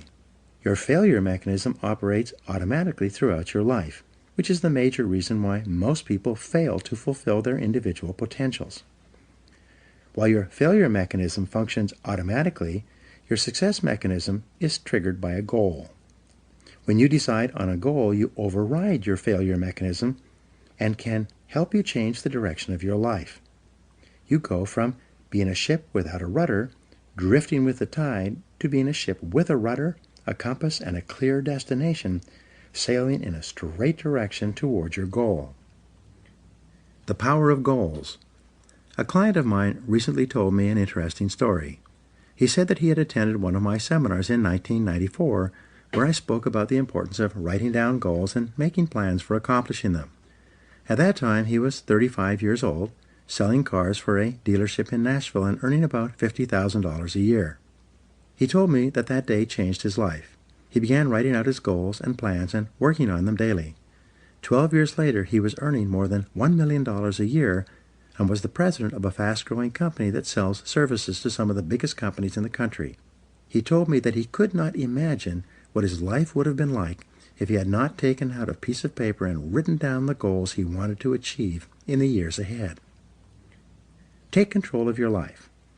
Aristotle wrote that human beings are teleological organisms, which simply means that we are purpose-driven. Therefore, you only feel happy and in control of your life when you have a clear goal that you are working toward each day. This also means that this ability to become a lifelong goal setter is one of the most important disciplines you will ever develop. In nature, the homing pigeon is a remarkable bird. It has an uncanny instinct that enables it to fly back to its home roost, no matter how far away it starts or in what direction it must go. You can take a homing pigeon out of its roost, put it in a cage, put the cage in a box, cover the box with a blanket, and put the covered box in the back of a pickup truck. You could then drive 1,000 miles in any direction, open up the truck, take out the box, take off the blanket, open the cage, and throw the homing pigeon up into the air. The homing pigeon will circle 3 times, get its bearings, and then fly straight back to its home roost. This is the only creature on Earth that has this ability, except for human beings, except for you. You also have this remarkable homing ability within your own brain, but with one special difference. The homing pigeon seems to know instinctively exactly where its home roost is located. It then has the ability to fly directly back to that roost. In contrast, when human beings program a goal into their minds, they can then set out without having any idea where they will go or how they will achieve that goal. But by some miracle, they will begin to move unerringly toward that goal, and the goal will begin to move toward them. Still, many people are hesitant to set goals. They say, I want to be financially independent, but I have no idea how I'm going to get there. As a result, they don't even set financial success as a goal. But the good news is that you don't need to know how to get there. You just need to be clear about what you want to accomplish, and the goal-striving mechanism in your brain will guide you unerringly to your destination. For example, you can decide that you are going to find your ideal job, in which you work for and with people you like and respect, and do work that is both challenging and enjoyable. You take some time to write down an exact description of what your ideal job and workplace would look like, and then you go out into the job market and begin searching. After a series of interviews, you will often walk into the right place at the right time and find yourself in exactly the right job. Almost everyone has had this experience at one time or another. You can have it by design rather than by chance, simply by developing absolute clarity about what you really want. The 7-step method to achieving your goals. There are 7 simple steps that you can follow to set and achieve your goals faster. There are more complex and detailed goal-achieving methodologies, but this 7-step method will enable you to accomplish 10 times more than you've ever accomplished before, and you will do so far faster than you can currently imagine. Step 1. Decide exactly what you want. Be specific. If you want to increase your income, decide on a specific amount of money rather than to just make more money. Step 2. Write it down. A goal that is not in writing is like cigarette smoke. It drifts away and disappears. It is vague and insubstantial. It has no force, effect, or power. But a written goal becomes something that you can see, touch, read, and modify if necessary. Step 3. Set a deadline for your goal. Pick a reasonable time period and write down the date when you want to achieve it. If it's a big enough goal, set a final deadline and then set sub-deadlines or interim steps between where you are today and where you want to be in the future. A deadline serves as a forcing system in your brain. Just as you often get more done when you're under the pressure of a specific deadline, your subconscious mind works faster and more efficiently when you have decided that you want to achieve a goal by a specific time. The rule is, there are no unrealistic goals, there are only unrealistic deadlines. What do you do if you don't achieve your goal by your deadline? Simple. You set another deadline. A deadline is just a guesstimate.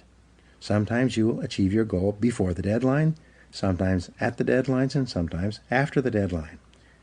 When you set your goal, it will be within the context of a certain set of external circumstances. But these circumstances may change, causing you to change your deadline as well. Be flexible. Step number 4, make a list of everything that you could think of that you could possibly do to achieve your goal. As Henry Ford said, the biggest goal can be accomplished if you just break it down into enough small steps.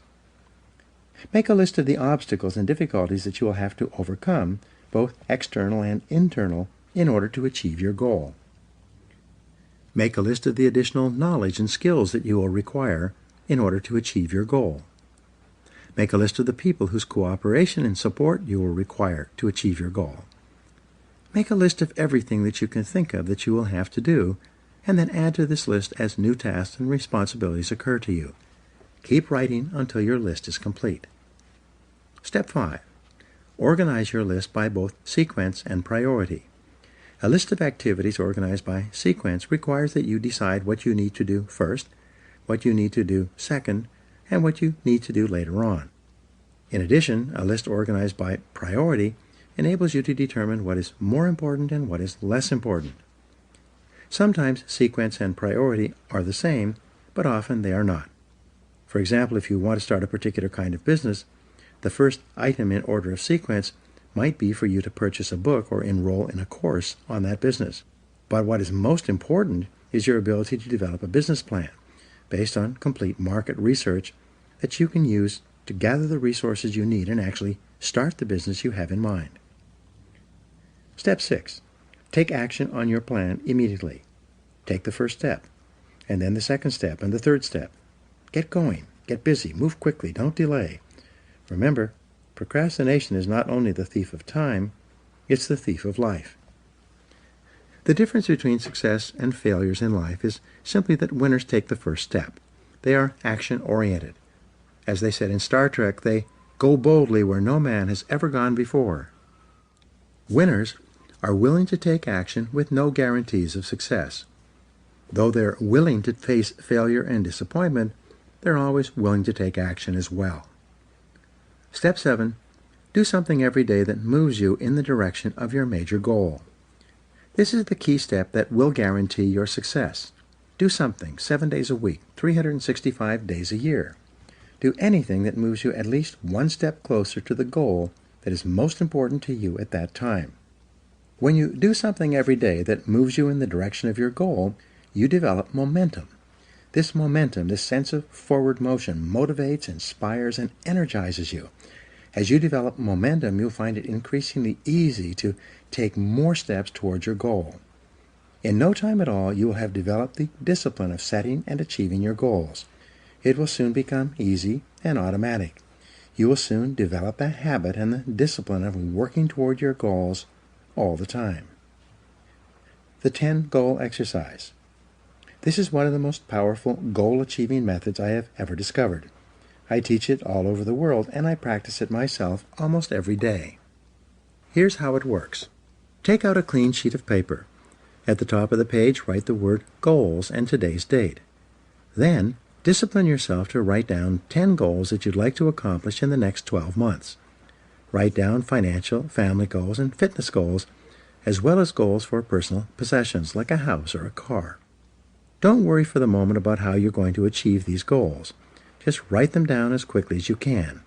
You can write as many as 15 goals if you like, but this exercise requires that you write down a minimum of 10 within 3 to 5 minutes. Select one goal. Once you've written out your 10 goals, imagine for the moment that you can achieve all the goals on your list if you wanted them long enough and hard enough.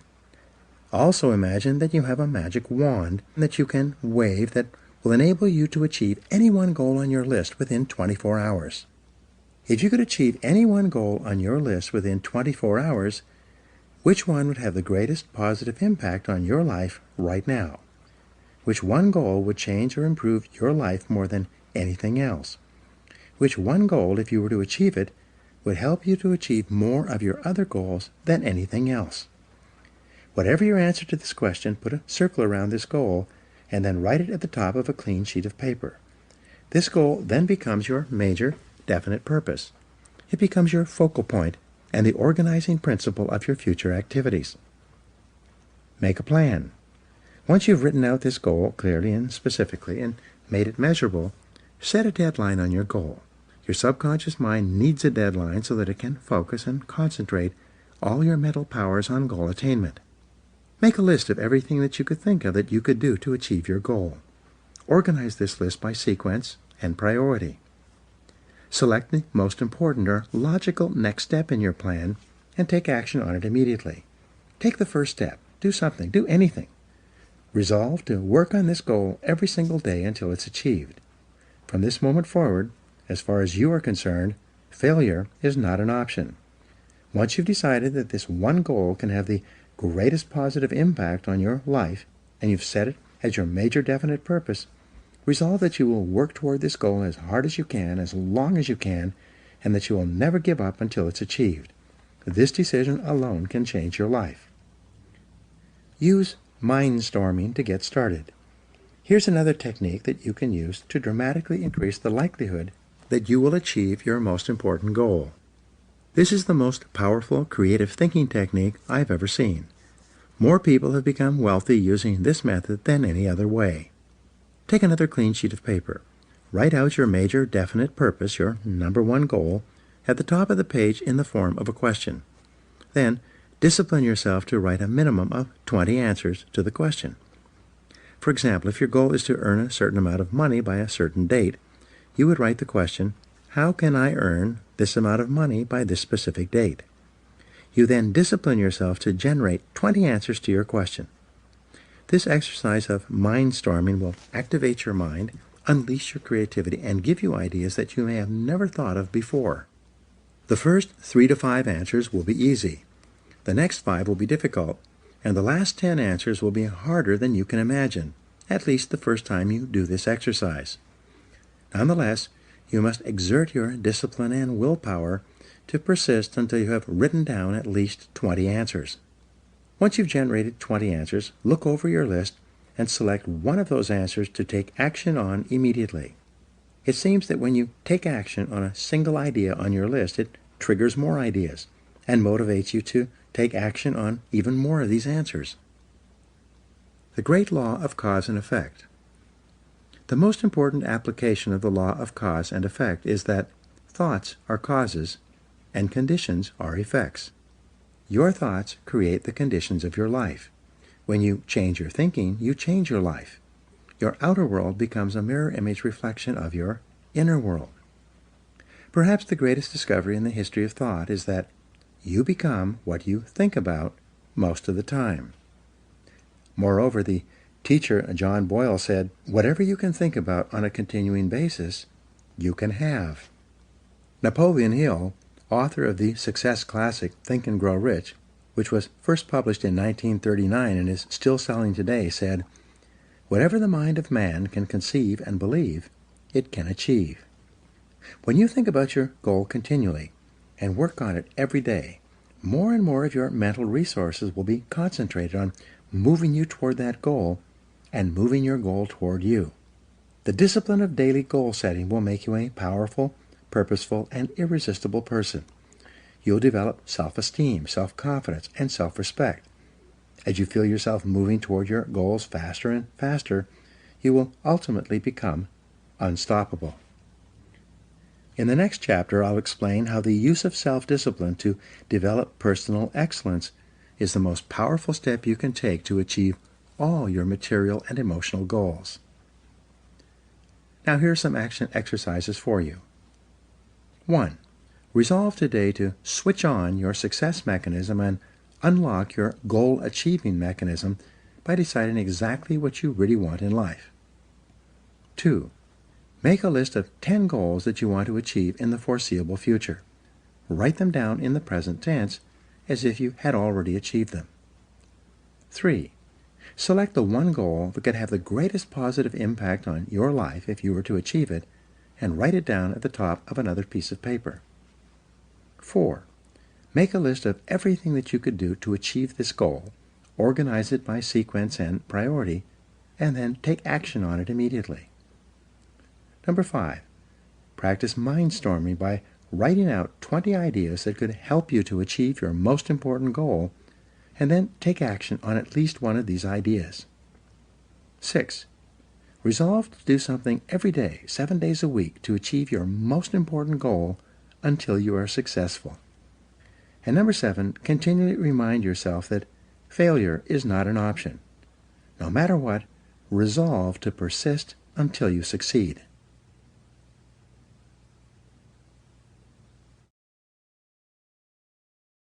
Chapter 5. Self-Discipline and Personal Excellence. Aristotle wrote, "We are what we repeatedly do. Excellence, therefore, is not an act, but a habit." You are your most valuable asset. Your life, your potential, and your possibilities are the most precious things you have. Thus, your great goal in life should be to fulfill that potential and become everything you are capable of becoming. Your ability to learn, grow, and fulfill your potential is unlimited. Today, people are graduating from high school and college in their 70s, learning new subjects and developing new capabilities. Your ability to learn and remember can continue throughout your life if you keep your brain alive, alert, and functioning at its best. Your most precious financial asset is your earning ability. Your ability to work is your primary source of cash throughout your life. You could lose your home, your car, your bank account, and everything you own, but as long as you have your earning ability, you can earn it all back and more in the months and years ahead. Your biggest investment. Most people don't realize this. They take their earning ability for granted, but it has taken you your entire life to develop your earning ability. Every bit of education, experience, and hard work that you have invested in learning your craft and developing your skills has gone into building this asset. Your earning ability is very much like a muscle. It can increase in strength and power year by year as the result of regular exercise. Likewise, the opposite is true too. If left alone or ignored, your earning ability, like your muscles, can become weaker or even decline because you have simply failed to upgrade it continually. In other words, your earning ability can be either an appreciating or a depreciating asset. An appreciating asset is something that grows in value and cash flow every year as a result of continual investment and improvement. A depreciating asset, on the other hand, is something that loses value over time and finally reaches the point at which it is written off, being of little or no further value. The choice is yours as to whether your earning ability is increasing or decreasing month by month and year by year. See yourself as the president of your own personal services corporation. Imagine that you were going to take your company public on the stock market. Would you recommend your company as a growth stock, continually increasing its value and earning ability each year? Or would you describe your company as one that has leveled off in the marketplace, that is not really going anywhere in terms of increased value and income? Would you recommend stock in U Inc. as an excellent investment? Why or why not? What got you here won't get you any further. Some people are actually losing value each year, declining in earning ability because they are not continually upgrading their knowledge and skills. They don't realize that whatever knowledge and skill they have today is rapidly becoming obsolete. It's being replaced by new knowledge and skills that if you don't have them and someone else does, you will be in danger of being overtaken by your competition. Join the top 20%. In Chapter 1, I mentioned that the 80-20 rule applies to income. The top 20% of people in our society earn and control 80% of the assets. According to Forbes, Fortune, Business Weekend, Wall Street Journal, and the IRS, by many estimates, the top 1% of Americans control as much as 33% of the assets. The most interesting discovery in income inequality is that most millionaires, multimillionaires, and billionaires in America are first generation. They started with little or nothing and earned all their money by themselves in one lifetime. In America, there's a high level of income mobility, which means that you are able to move from the lower levels of income to the upper levels. Almost everyone who is in the top 20% today started in the bottom 20%. From that point, they began to do something different with their time and their lives, and as a result, they put themselves squarely onto the upward escalator of financial success. No limits on your potential. The average income increase in America is about 3% a year, just about the same as the rate of inflation and cost of living increases. People whose income is increasing at 3% a year seldom get ahead. They have a job, which can also be thought of as an acronym for just over broke. But the fact is that no one is better than you and no one is smarter than you. If someone is doing better than you are today, it is simply proof that they have learned how the law of cause and effect applies to their work, and they have begun doing the things that other successful people have also done. The application of the law of cause and effect to your personal life is learn and do. The achievement of personal excellence is a decision you make or that you fail to make. But in the absence of a commitment to excellence in your chosen field, you automatically default to average performance, or even mediocrity. No one becomes excellent accidentally or by just going to work each day. Excellence requires a definite decision and a lifelong commitment. The keys to the 21st century. Knowledge and skill are the keys to the 21st century. Becoming the best person you can possibly be and moving to the top of your field requires the application of self-discipline throughout your life. Mental fitness is like physical fitness. If you want to achieve either, you must work at it all the time. You can never let up. You must be continually learning and growing every day, week, and month throughout your career and in other areas of your life if you're going to join the top 20% and stay there. To earn more, you must learn more. Abraham Lincoln once wrote, "The fact that some have become wealthy is proof that others may do it as well. What others have done, you can do as well if you learn how." Everyone who is at the top was once at the bottom. Many people who come from average or poor families with average incomes, or who grow up in average circumstances, have gone on to become some of the most prominent people in their fields. And what hundreds of thousands and even millions of other people have done, you can do as well.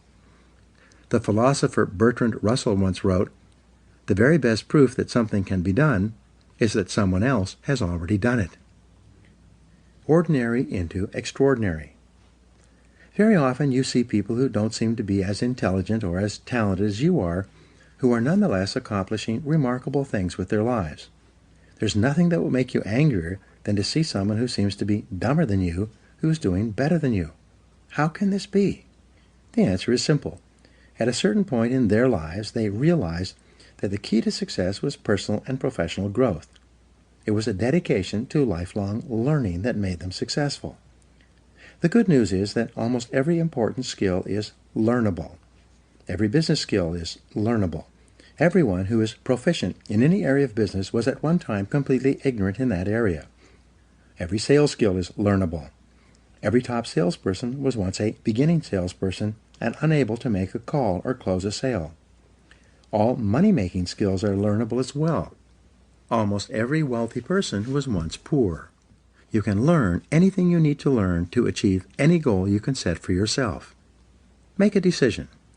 The starting point of your moving upward and onward toward becoming one of the most competent, most respected, and highest paid people in your field is simple. Make a decision. It's said that every major change in your life comes about when your mind collides with a new idea, and then you make a decision to do something different. You make a decision to complete your education, upgrade your skills, or get into a good college. You make a decision to start a new business. You make a decision to take a particular job or start a particular career.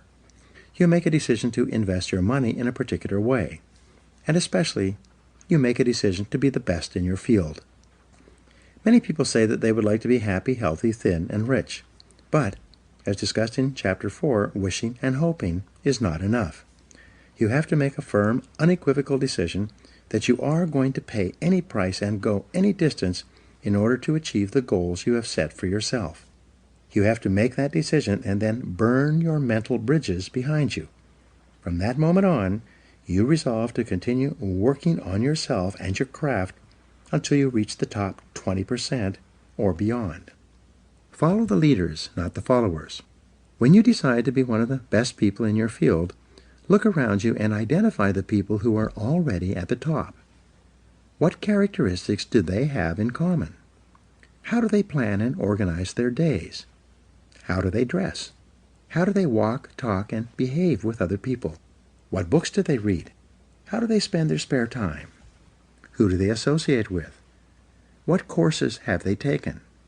What audio programs do they listen to in their cars? These are just a few of the questions you should ask in order to find out what successful people are doing that you might also need to do. After all, you can't hit a target that you can't see. Your selection of the right role models can have an enormous impact on your future. Dr. David McClelland of Harvard, and author of The Achieving Society, concluded that your choice of a reference group can determine as much as 95% of your success and achievement in life. Your reference group is made up of the people who you feel are just like me. Your natural tendency is to adopt the attitudes, styles of dress, opinions, and lifestyles of the people with whom you identify and associate most of the time. Fly with the eagles. Some years ago, one of my seminar participants told me his story. Bob Barton said he had started off in his 20s in a large company with about 32 salespeople in his branch. It was his first real job, and he was starting at the bottom. Because he was new, he hung around with the other junior salespeople. As they say, birds of a feather flock together. After a month or two, Bob noticed that the top salespeople in the office also associated with each other. They did not spend time with the junior salespeople. They also spent their time differently. When Bob got into work in the morning, the top salespeople were already there, planning their days and working on the telephone and making appointments. Bob also noticed that the junior salespeople would come in later, drink coffee, read the newspaper, and make excuses for not making sales calls. Bob decided that he was going to pattern himself after the top salespeople in the office. He looked at the way they dressed and groomed, and he resolved to dress and groom the way they did. Each morning he would stand in front of his mirror and ask himself, "Do I look like one of the top salespeople in my office?" If the answer was no, he would go back and change his clothes until he felt that he looked as good as the best people.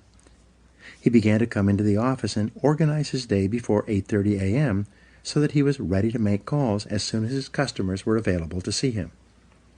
One day, Bob asked one of the top salespeople if he could recommend a book or audio program that would help him.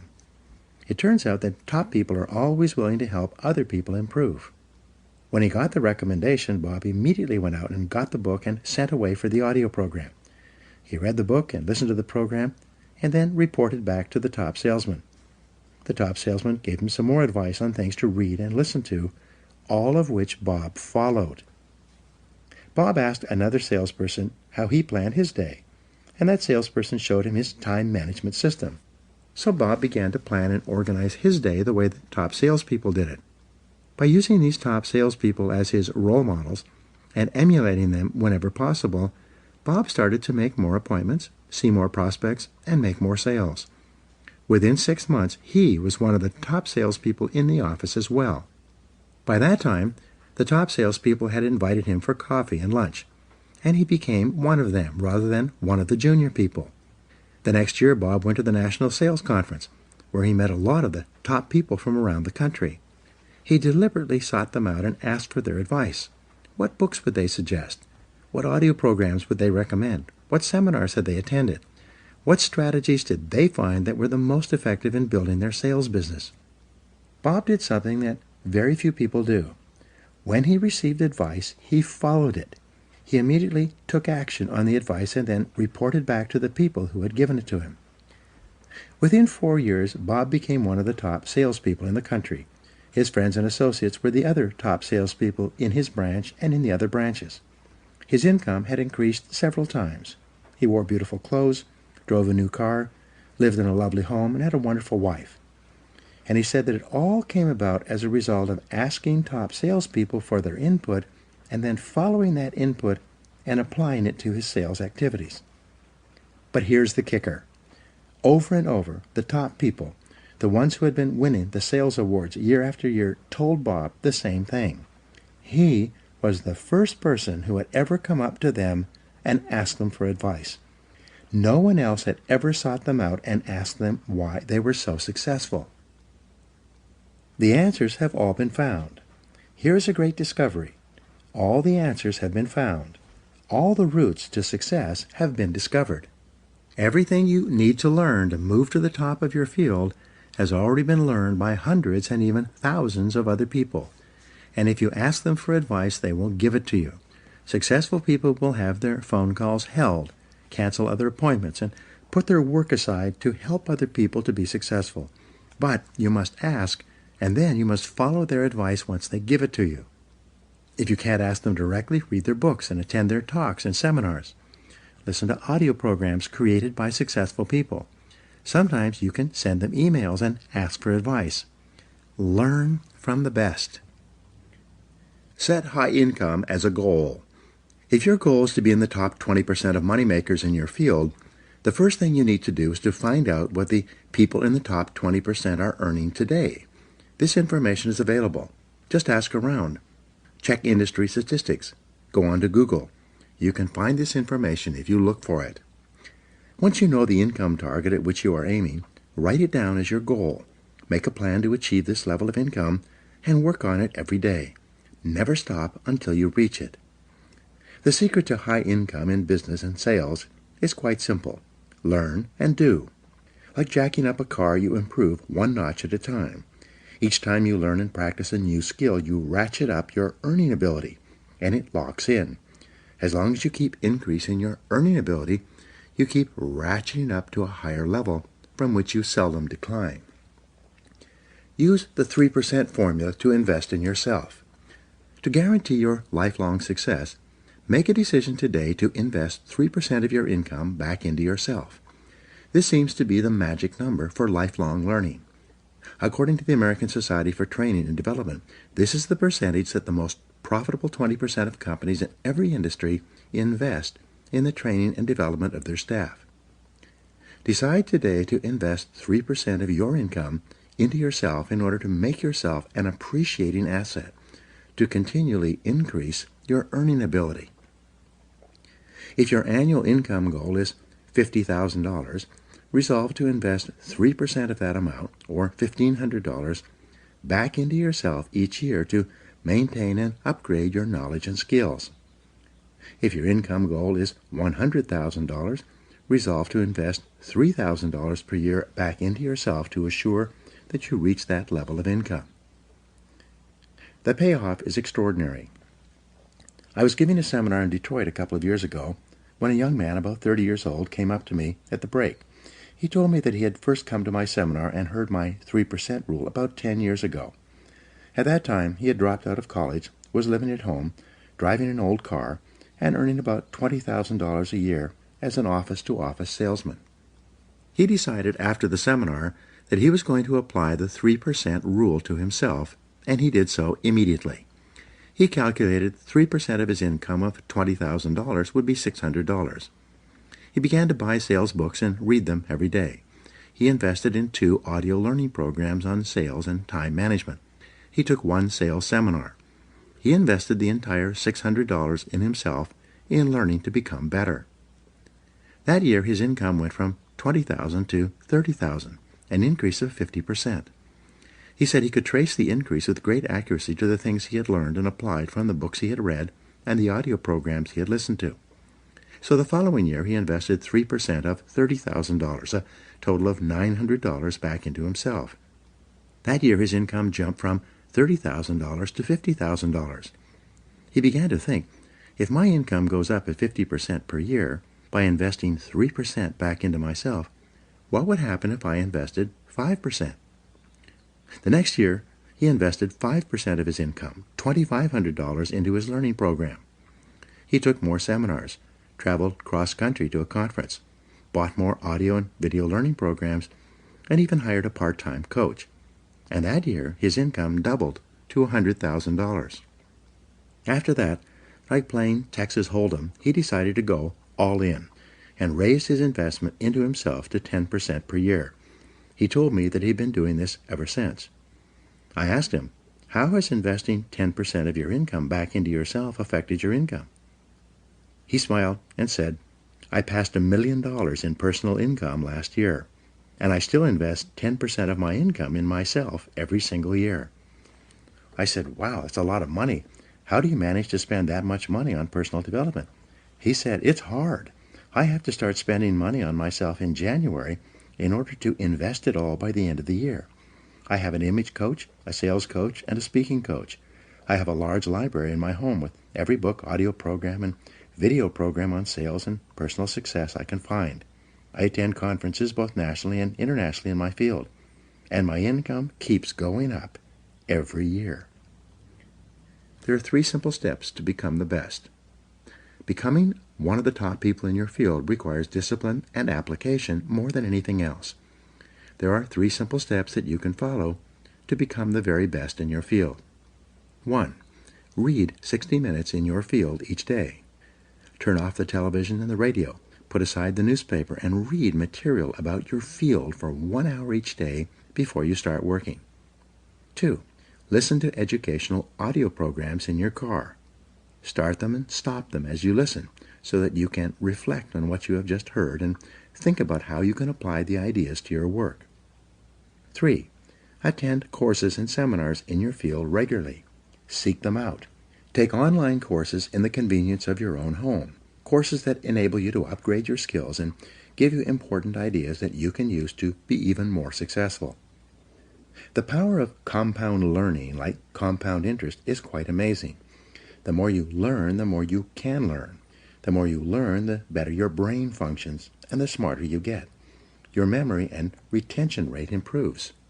The more you learn, the more relationships you find between something you learned at one time and something you learn at another time. Never stop learning and growing. The achievement of mastery. How long does it take to achieve mastery in your field? According to the experts, the acquisition of mastery requires about 7 years or 10,000 hours of hard work. It takes 7 years to become a master salesperson. It takes 7 years to become a successful business person. It takes 7 years to become an excellent diesel mechanic. It takes 7 years to become an excellent brain surgeon. It seems to take 7 years or 10,000 hours of hard work to get to the top of any field. So you might as well get started. The time is going to pass anyway. The starting point of your achieving mastery is for you to commit to excellence. I've never met a person who made a decision to get into the top 20% in their field who did not eventually achieve it. And I never met a person who got there having not made that decision. Making the decision and then following up with continuous, purposeful, disciplined action is essential. Talent is not enough. As I mentioned earlier, according to Jeffrey Colvin in his best-selling book, Talent is Overrated, most people learn how to do their job in the first year, and then they never get any better. They just coast in their jobs. But the only direction you can coast is downhill. Many people will work away at a job for many years and never rise above the average. They will do their job from 8 to 5, but they never lift a finger to upgrade their skills. They will not invest any time learning their craft unless their company pays for the extra training and gives them the time off to take it. The average person does only an average job, and as a result he earns an average income and worries about money all his life. He never realizes that often there is only a thin veil that separates the average person from the excellent person. The fact is that if you're not getting better, you're getting worse. No one stays in the same place for long. 2 hours each day will get you to the top. It's been calculated that all you need to invest is about 2 extra hours per day to move from the average to the superior. Only 2 extra hours each day will move you from worrying about money all your life to being one of the highest paid people in your field. People immediately ask, where am I going to get an extra 2 hours each day? It's simple. Take a piece of paper and do the following simple calculation. Calculate the number of hours in a week. 7 days times 24 hours equals 168 hours. If you deduct 40 hours for work and 56 hours for sleep, you have 72 hours left over. If you deduct 3 hours per day, 21 hours, for getting ready for and traveling to and from work, that leaves you 51 hours of spare time to do with as you please. If you invest 2 hours per day back into yourself, 14 hours per week, you still have 37 hours left over. That's an average of more than 5 hours per day of free time. All you need to do is devote 2 hours each day to move you from average performance to superior performance at whatever you choose to do. Form the habit of continuous learning. The best news is that when you begin reading in personal or professional development literature, listening to audio programs in your car, taking additional courses and upgrading your skills in the evenings and on the weekends rather than watching television, you soon get into the habit of continuous learning. In no time at all, it will become automatic and easy for you to learn, grow, and upgrade your skills every day and every week. The average adult watches about 5 hours of television each day. For some people, it is 7 or 8 hours. They turn on the television first thing in the morning and watch it until they leave for work. They turn it back on as soon as they get home from work. They then watch television until 11 or 12 o'clock at night, going to bed without enough time to get a good night's sleep. They then get up in the morning, drink coffee, and watch television for as long as they can before they go off to work once more. You can be rich or poor. It's your decision. Your television set can make you rich or poor. If you watch it all the time, it will make you poor. Psychologists have shown that the more television you watch, the lower are your levels of energy and self-esteem. At an unconscious level, you don't like or respect yourself as much if you sit there hour after hour watching television. People who watch too much television also gain weight and become physically unfit from sitting around too much. Your television can also make you rich, but only if you turn it off. When you turn off your television, you free up time that you can then use to invest in becoming a better, smarter, or more competent person. When you leave your television off when you are with your family, you'll find yourself talking, sharing, communicating, and laughing more often. When you leave your television off for extended periods of time, you break the habit of watching television, and you'll hardly miss it at all. Your television can be an excellent servant, but it's a terrible master. The choice is yours. Increase your income 1,000%. There is a simple 7-step formula you can use in order to increase your productivity, performance, and output and income by 1,000% over the next 10 years. It works for everyone who tries it. It is simple. First, answer this question. Is it possible for you to increase your overall productivity, performance, and output by 0.1%, which is 1/1000th, in an entire working day? Your answer will probably be yes. If you were to manage your time a little better and work on more valuable tasks, you would quite easily increase your output by 1/1000th in a day. Having done this for the first day, could you increase your output by 0.1% the second day? And the answer, of course, is yes. Having increased your performance by 0.1% on Monday and Tuesday, could you continue to do this for Wednesday, Thursday, and Friday? And again, the answer is yes. 0.1% per week. 0.1% times 5 days per week equals 0.1% per week. Is it possible for a normal, intelligent, hard-working individual to increase his or her output by 0.1% or 1/200th in a single week? Of course it is. Having done this for the first week, could you keep up the same pace of personal development the second week? Of course you could. Could you get 1/1000th of 1% better 5 days a week for an entire month?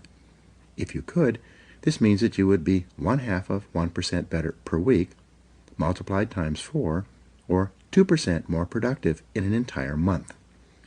There are 13 4-week months in a year. 4 times 13 equals 52. Having become 2% better in a month, could you repeat that in the second month, in the third month, the fourth month, and so on? Of course you could. By working on yourself a little bit each day, learning new skills, getting better at your key tasks, setting priorities, and focusing on higher value activities, you can become 26% more productive over the course of an entire year. Having achieved this goal for the first year, could you do it for the second year and then the third? Could you keep it up for 10 years? And the answer, of course, is yes. And the best news is that when you continue to work on yourself, it becomes easier and easier for you to get better and better as the weeks and months go by. By the law of accumulation, or the law of incremental improvement, by the end of 12 months you would be 26% better. If you continue to improve at 26% per year, by the end of 10 years with compounding, you would be 1,004% more productive. Your income would increase at the same rate. This formula works if you do.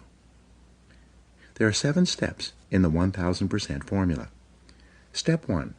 Arise 2 hours before your first appointment, or before you have to be at work. Invest the first hour in yourself by reading something educational, motivational, or spiritual. As Henry Ward Beecher once said, the first hour is the rudder of the day. When you get up and invest the first hour in yourself, you set yourself up mentally to have an excellent day. You'll be more positive, alert, creative, and productive all day long when you start your day by investing the first hour in yourself. If you read in your field 1 hour per day, that will translate into about 1 book per week. 1 book per week will translate into about 50 books per year. Since the average adult reads less than 1 nonfiction book per year, if you were to read 50 books in your field each year, do you think that would give you an edge in your profession? Do you think that it would move you ahead of virtually everyone else in your business? Of course it would. If you read 50 books per year for 10 years, this would be 500 books that would help you to improve your productivity, performance, and income. At the very least, you would need a bigger house just to hold your books, and you'd be able to afford it. Reading 1 hour per day in your field will make you a national authority in 3 to 5 years. This alone can give you your 1,000% increase over the course of your career. Step 2. Rewrite your goals every day.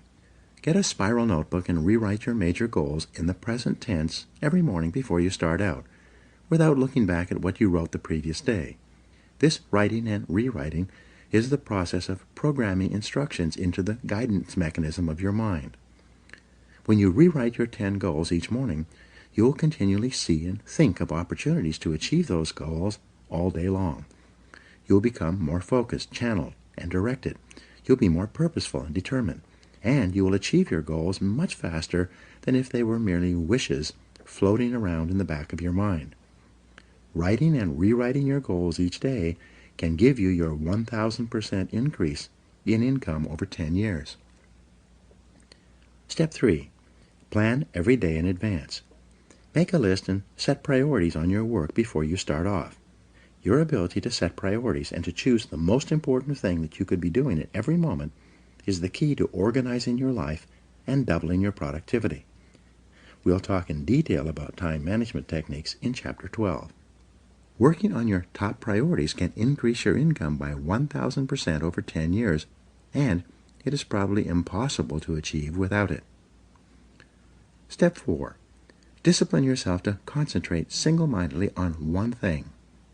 Choose the most important thing that you can do each day. Then, start on it first thing and work on it until it's 100% complete. Your ability to focus and concentrate, when you develop and hone it into a habit all by itself, will enable you to double your productivity, performance, and output in the next month. And it will give you your 1,000% increase over 10 years. Step 5. Listen to educational audio programs in your car. The average business person who drives spends 500 to 1,000 hours per year behind the wheel of their car. When you turn your car into a university on wheels, a mobile classroom, you get the educational equivalent of 1 to 2 full-time university semesters as you drive around. Many people have gone from rags to riches by simply listening to educational audio programs in their cars as they drive from place to place. You could do the same. This alone could give you your 1,000% increase. Step number 6. Ask 2 magic questions after every call or event. First, ask yourself, what did I do right? Then, ask yourself, what would I do differently? The first question, what did I do right, forces you to think through and recall all the correct things that you did in that last meeting, presentation, or event, even if it was not successful. Write them down. The second question, what would I do differently, forces you to think through all the different ways you could improve your performance in a similar situation. Write these ideas down as well. In both cases, by reviewing your performance, by thinking about what you did right and what you would do differently, you program yourself to perform even better the next time. This is one of the fastest and most powerful exercises in personal growth and development I have ever discovered. This process dramatically speeds up the rate at which you move into the top 20%. Step 7. Treat every person you meet like $1 million customer. Treat each person you meet and work with, both at home and in the office, as though he or she is the most important person in the world. When you treat people as if they are valuable and important, they will return the favor by treating you as if you are valuable and important as well. They will want to be associated with you, work for you, buy from you, and introduce you to their friends. You begin treating people like $1 million customers by starting at home, with the members of your family. Remember, they are the most important people in your life. So when you start your day well, first thing in the morning, by making the members of your family feel important and telling them that you love them, you'll be more positive, relaxed, and happier for the rest of the day. Fully 85% of your success will be determined by how much people like and respect you, especially in business and sales. Never miss an opportunity to treat people well. When you practice these 7 steps each day for a month, you will see changes and improvements in your life, work, and income that will astonish you. After a month of regular practice, you'll have formed a new habit of continuous personal improvement that can carry you onward and upward for the rest of your life. Be the best. Lifelong personal development and the commitment to personal excellence requires tremendous dedication, discipline, and willpower. The greatest payoff is that every time you learn and apply something new, your brain releases endorphins, which make you feel happier and more excited about your future. Every time you learn and apply something new, you'll have a greater sense of personal power. Your self-esteem, self-respect, and personal pride will increase. You'll feel very much in control of your earning ability, which is one of the most important parts of your life. In the next chapter, we'll talk about the importance of courage, of overcoming the fears and doubts that hold most people back. It is often the case that we know what we need to do, but we lack the courage to take the risks that accompany trying anything new. Instead, we make excuses for inaction. Now, here are some action exercises that you can do. Number 1, make a decision today to invest in yourself and getting better, as if your future depends on it, because it does. 2, identify the most important skills you have that determine the quality and quantity of results you get at your work, and make a plan to get better in each one. 3, if you could wave a magic wand and become absolutely excellent in any one skill, which one skill would have the greatest impact on your earning ability? Whatever your answer, set that skill as a goal, make a plan, and work on it every day. 4, set excellent performance in your work as a goal, and then determine exactly what you will need to do every day to join the top 20% or better in your field. 5, look ahead 3 to 5 years and determine the new knowledge and skills you will need in order to lead your field in the future. Then start acquiring them today. 6, select the top person in your field, the one you admire most, and use him or her as a role model for your own development.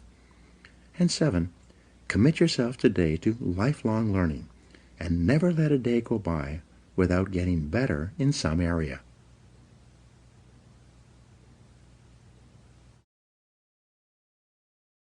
Chapter 6. Self-Discipline and Courage. Mark Twain said, "Courage is not absence of fear, it is control of fear, mastery of fear." You need large amounts of self-discipline to deal courageously with all the fear-inducing events of your life. This is probably why Churchill said, "Courage is rightly considered the foremost of the virtues, for upon it all others depend." The fact is that everyone is afraid, and usually of many things. This is normal and natural. Often, fear is necessary to preserve life, prevent injury, and guard against financial mistakes. So, if everyone is afraid, what is the difference between the brave person and the coward? The only difference is that the brave person disciplines himself to confront, deal with, and act in spite of the fear. In contrast, the coward allows himself to be dominated and controlled by the fear. Someone once said that, with regard to warfare, although it applies to any situation, the difference between the hero and the coward is that the hero sticks in there 5 minutes longer. Fortunately, all fears are learned. No one is born with fears. Fears can therefore be unlearned by practicing self-discipline repeatedly with regard to fear until it goes away. The most common fears that we experience, which often sabotage all hopes for success, are the fears of failure, poverty, and loss of money. These fears cause people to avoid risk of any kind and to reject opportunity when it's presented to them. They're so afraid of failure that they're almost paralyzed when it comes to taking any chances at all. There are many other fears that interfere with our happiness. People fear the loss of love or the loss of their jobs and their financial security. People fear embarrassment or ridicule. People fear rejection and criticism of any kind. People fear the loss of respect or esteem of others. These and many other fears hold us back throughout life. Fear paralyzes action. The most common reaction in a fear situation is the attitude of, "I can't." This is the fear of failure and loss that stops us from taking action. It is experienced physically, starting in the solar plexus. When a person is really afraid, their mouth and throat goes dry, their heart starts pounding. Sometimes they breathe shallowly and their stomach churns. Often they feel like getting up and running to the bathroom. These are all physical manifestations of the inhibitive negative habit pattern, which we all experience from time to time. Whenever a person is in the grip of fear, he feels like a deer caught in the headlights of a car. This fear paralyzes action. It often shuts down the brain and causes the individual to revert to the fight or flight reaction. Fear is a terrible emotion that undermines our happiness and can hold us back throughout our lives. Do the opposite. Aristotle described courage as the golden mean between the extremes of cowardice and impetuousness. He taught that to develop a quality that you lack, act as if you already had that quality in every situation where it is called for. In modern terms, however, we say, fake it until you make it. You can actually change your behavior by affirming, visualizing, and acting as if you already have the quality you desire. By affirming, by repeating the words, "I can do it," emphatically, whenever you feel afraid for any reason, you can cancel the feeling of, "I can't." Every time you repeat the words, "I can do it," with conviction, you override your fear and increase your confidence. By repeating this affirmation over and over again, you can eventually build your courage and confidence to the point where you are unafraid. Visualize yourself as unafraid. By visualizing yourself performing with confidence and competence in an area where you are fearful, your visual image will eventually be accepted by your subconscious mind as instructions for your performance. Your self-image, the way you see yourself and think about yourself, is eventually altered by feeding your mind these positive mental pictures of yourself performing at your best. By using the act-as-if method, you walk, talk, and carry yourself exactly as you would if you were completely unafraid in a particular situation. You stand up straight, smile, move quickly and confidently, and in every respect, act as if you already had the courage that you desire.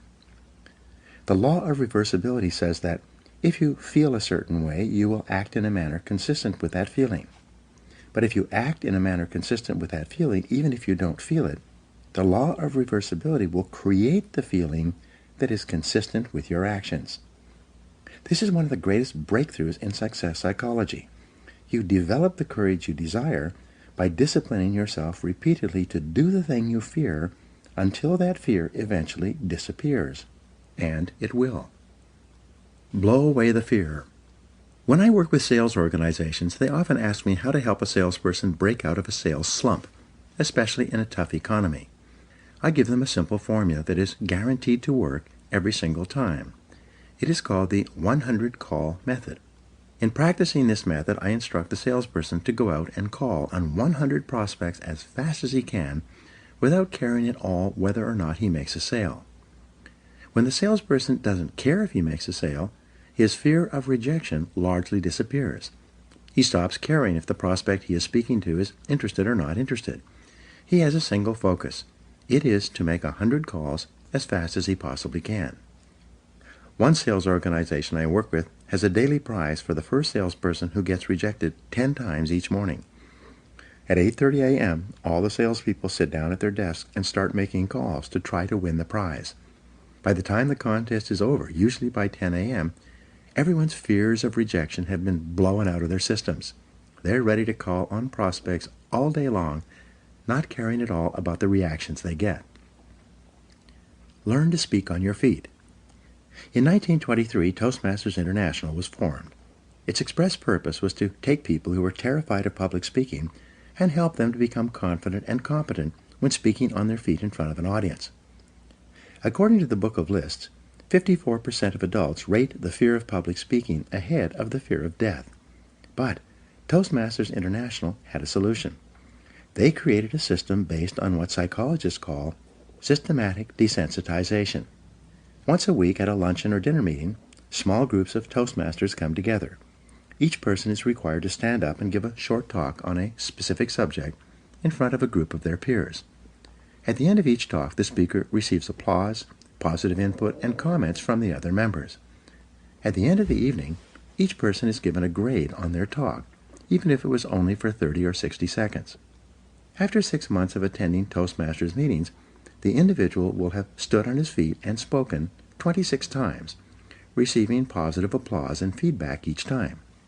Because of this continuous positive reinforcement, his confidence increases dramatically. As a result of this process, countless Toastmasters have gone on to become excellent public speakers and prominent people in their businesses, organizations, and communities. Their fears of public speaking are gone forever. Eliminate 2 fears at once. Psychologists have found that certain fears are bundled together in the subconscious mind, like wires on the same circuit. If you can overcome your fears in one of these areas, you will also eliminate other fears on the same circuit.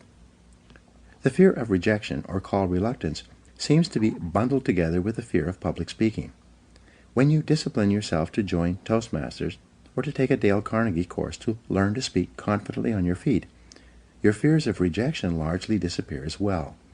Your level of self-confidence in all your interactions with others increases dramatically. Your whole life changes in a positive way. Confront your fears. Your ability to confront, deal with, and act in spite of your fears is the key to happiness and success.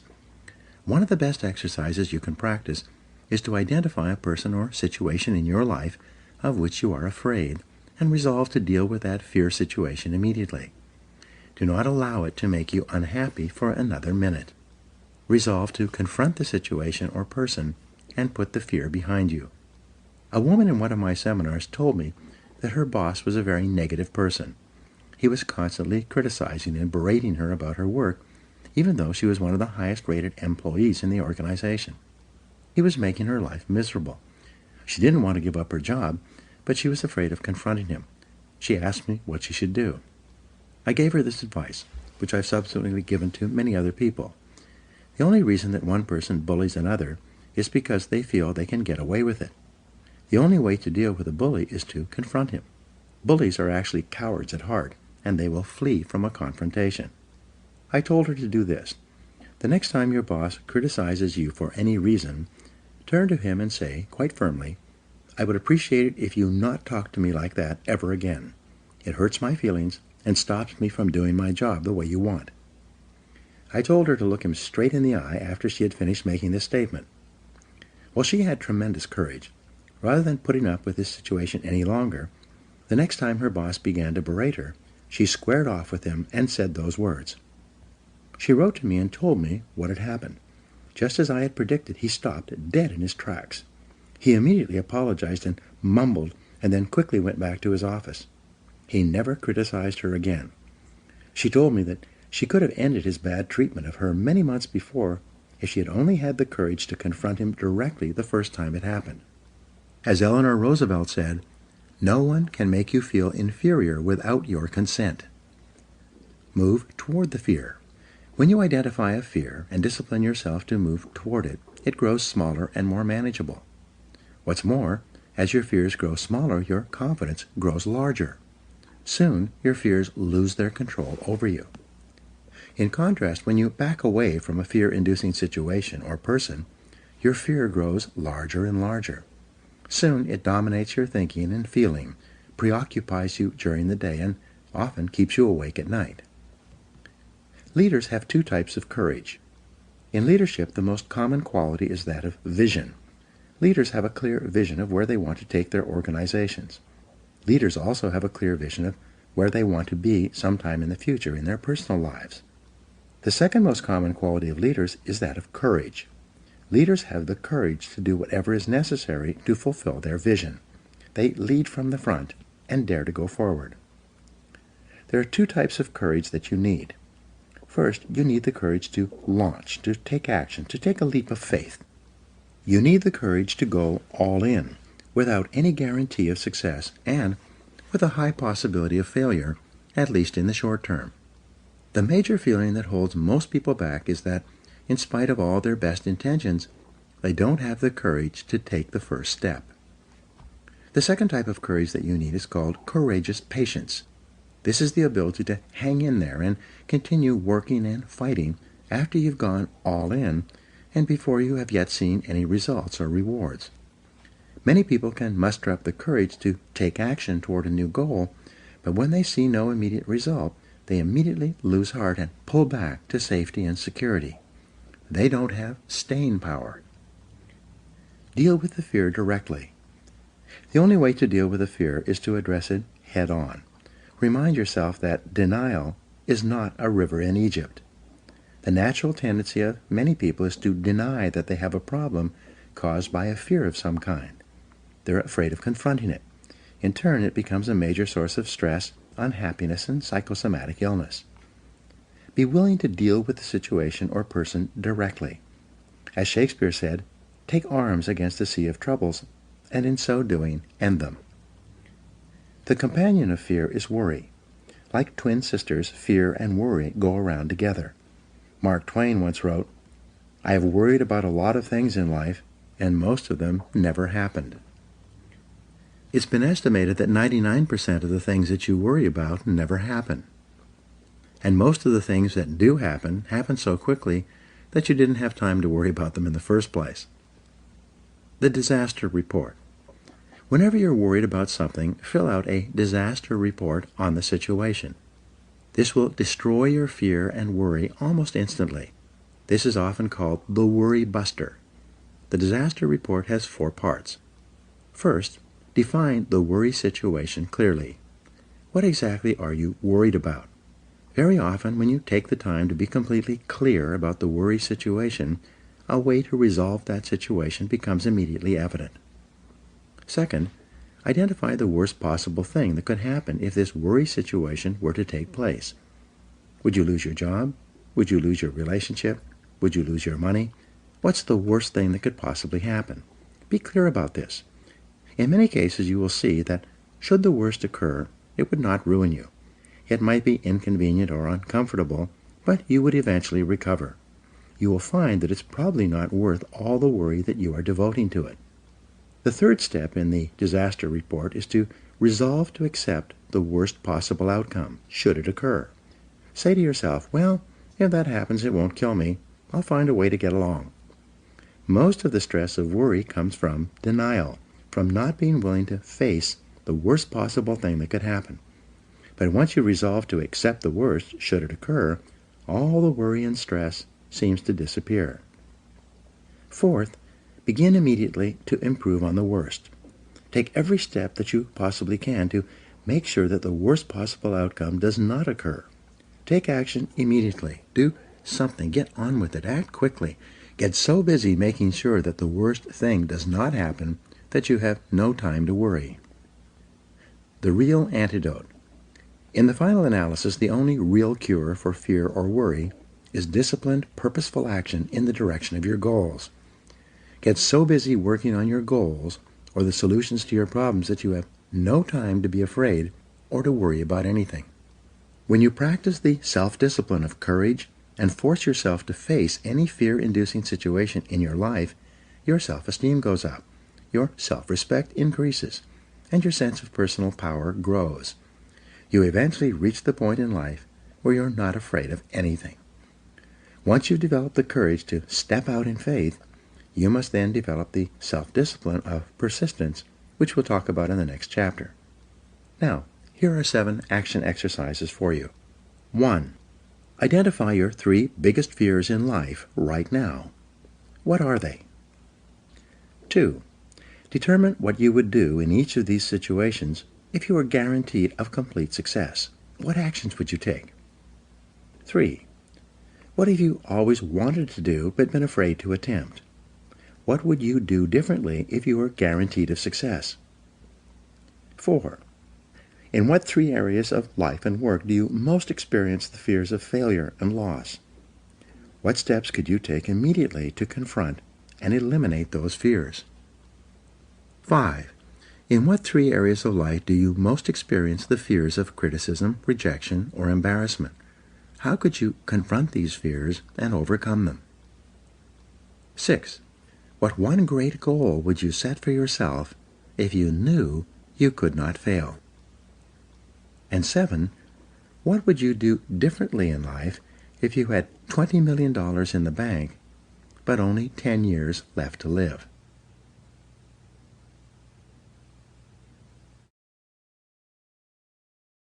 Chapter 7.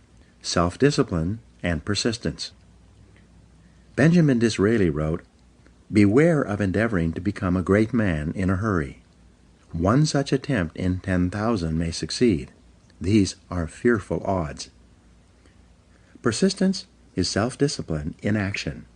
Your ability to persist in the face of all setbacks and temporary failures is essential to success in life. Napoleon Hill said, "Persistence is to the character of man as carbon is to steel." The primary reason for success is persistence, and likewise the primary reason for failure is lack of persistence or quitting too soon. There's a direct link between self-discipline and self-esteem. Each time you discipline yourself to do what you should do, when you should do it, whether you feel like it or not, your self-esteem increases. This is why there is a direct relationship between self-esteem and persistence. Each time you persist and force yourself to continue on, even when you feel like quitting, your self-esteem goes up. Each act of self-discipline strengthens every other act of self-discipline. Every act of persistence strengthens every other act of persistence. When you discipline yourself to persist over and over, you like and respect yourself more and more. You become stronger and more confident. Eventually, you become unstoppable. The reward of persistence. Persistence is its own reward.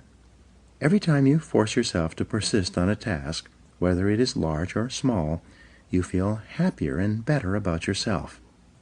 When you go the extra mile and do more than you are paid for or more than is expected, your self-esteem goes up. You feel more powerful and in greater control of your life. In your career, when you go the extra mile, you put yourself on the side of the angels. The primary difference between winners and losers in life is simple. Winners never quit, and quitters never win.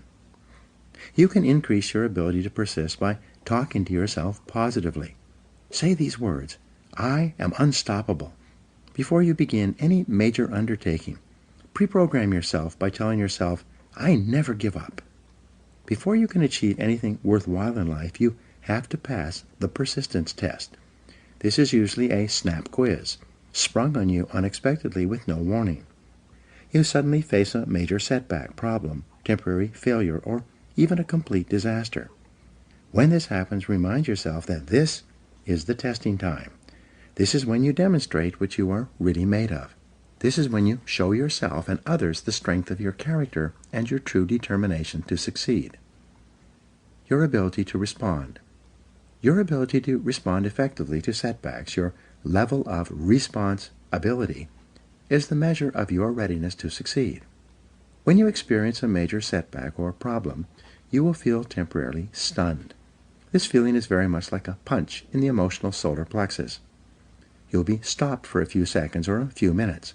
During this period, you'll often feel discouraged or experience self-pity. You will say, "Why me?" However, it is not how far you fall that counts, but rather how high you bounce. Your aim is to bounce back as quickly as possible. Resilience in the face of unexpected reversals is vital to long-term success. Remember the warrior's creed: "I will lay me down to bleed a while, and then rise and fight again." Don't be surprised, shocked, or set back when things go wrong. Your best-laid plans will often fall apart. Instead, expect disappointments and setbacks as a part of life. Take a deep breath, pick up the pieces, and continue onward. Optimism gives you resilience. The most important quality you need for success and persistence is optimism. This is a boundless confidence in yourself and your ability to ultimately succeed. To remain optimistic, you must control and discipline your thinking when things go wrong. Refuse to feel sorry for yourself. Remember, you are not a victim. You are an adult, and you are in charge of your own life. You are doing what you have freely chosen to do. Setbacks come with the territory. They are merely speed bumps on the road to success. Refuse to blame others or make excuses. When you complain or blame other people, it just makes you feel and sound petty and small, and, what's worse, it takes away your personal power. Whenever you criticize or complain, it makes you feel weaker and reduces your ability to deal effectively with the situation. Instead, greet every setback by repeating, "I am responsible." Look for the reasons why you are responsible for what happened rather than trying to pass on the blame to other people. No excuses. Be proactive versus reactive. Resolve to focus on the solution and what can be done now rather than on what happened and who's to blame. Think in terms of the actions you can take to resolve the situation rather than what went wrong and who is to blame. To remain optimistic, look for the good in every situation. When you look for something good, you will always find something good. Furthermore, while you're looking for something good, because your conscious mind can only hold one thought at a time, you'll automatically become positive, optimistic, and back in full control. Seek the valuable lesson in every problem or difficulty. Every setback you face contains one or more lessons that have been sent to you to help you to be more successful in the future. The difference between success and failures is simple.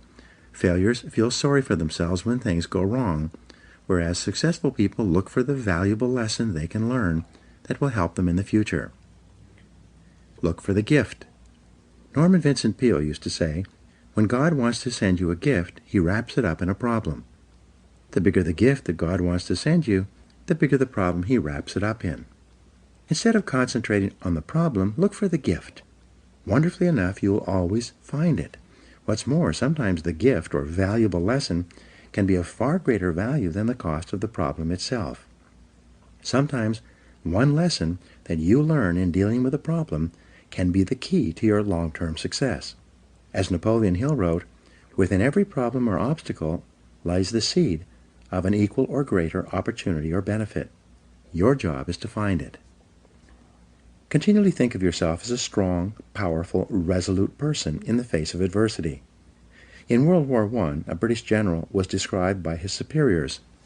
"There he stands, like an iron peg, driven into the frozen ground, immovable." Let this be an accurate description of you whenever you face difficulties or problems of any kind. Resolve to stand like an iron peg, driven into the frozen ground. Resolve in advance. When you resolve in advance that you will never give up, your success is virtually guaranteed. In the final analysis, nothing can really stop you but yourself. In life, it doesn't matter how many times you get knocked down. All that matters is how many times you get back up. If you continue to get back up and press onward, you must eventually reach your goal. Each time you exert your self-discipline to persist in the face of adversity, you also increase your self-esteem and self-confidence.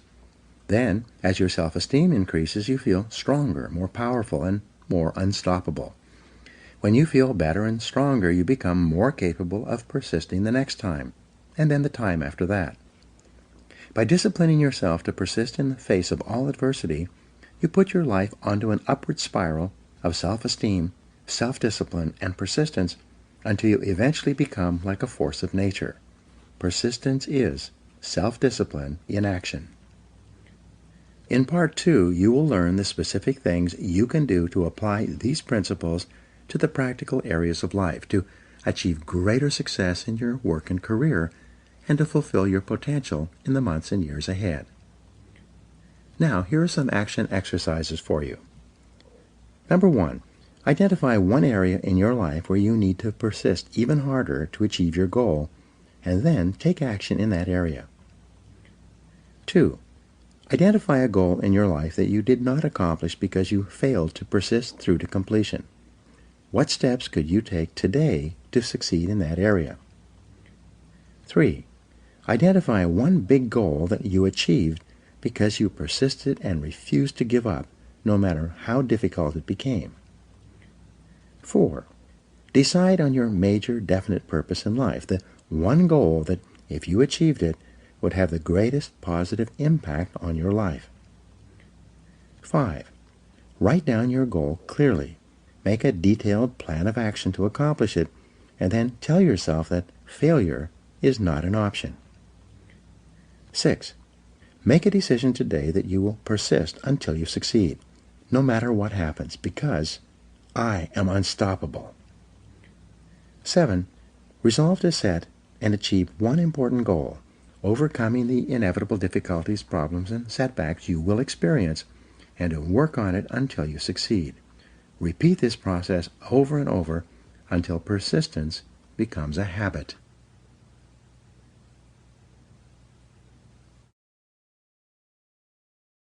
Part 2. Self-discipline in business, sales, and finances. In this part, you will learn how to develop the discipline necessary to join the top 10% of people in your field. You'll learn how to increase your productivity, performance, output, and results. You'll learn how to become one of the most respected and esteemed people in your organization and your industry. Chapter 8. Self-discipline and work. Vince Lombardi said, "Leaders aren't born, they're made. And they're made just like anything else through hard work. And that's the price we'll have to pay to achieve that goal or any goal." There is perhaps no area of your life where self-discipline has a greater impact on your future than in your work. Yet, if you're like most people, from the time you start in the morning and then continuing throughout the day, you're surrounded by people and events that draw you away from doing the things that are most important. However, it is through doing your most important tasks that you move onward and upward, quickly and dependably in your career. A group of senior executives was asked, "What are the most important qualities that a person would need to be promoted in your company?" Of these executives, 85% agreed that the most important qualities are 1. The ability to set priorities and work on high-value tasks, and 2. The discipline to get the job done quickly and well. It seems that these two qualities are more helpful for career success than anything else a person could do. Diligent, disciplined, focused work will enable you to get consistently and predictably more done, get paid more, and get promoted faster throughout your career than the average person. Separate the relevant from the irrelevant. I've mentioned the Pareto principle, the 80-20 rule, several times in this book, and it applies again here. Fully 80% of the value of what you accomplish will come from 20% of the things you do. Your job, then, is to identify those top 20% of your tasks and then concentrate single-mindedly on doing them quickly and well. Chapter 13 discusses time management in detail, but for now, let's take a look at the flip side of good time management, poor time management.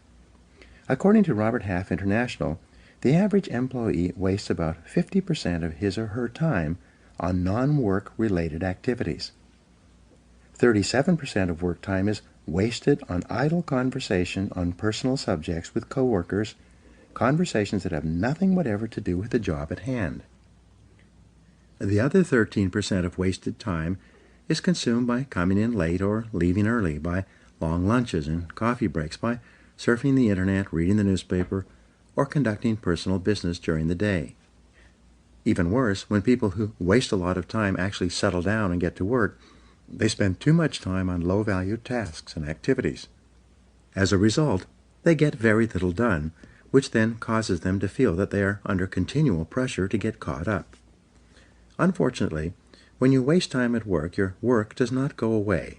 It continually builds like an avalanche overhang. Deadlines come closer and closer. Stress mounts up until you finally force yourself to do the job, usually at the last minute, and then you often make expensive mistakes.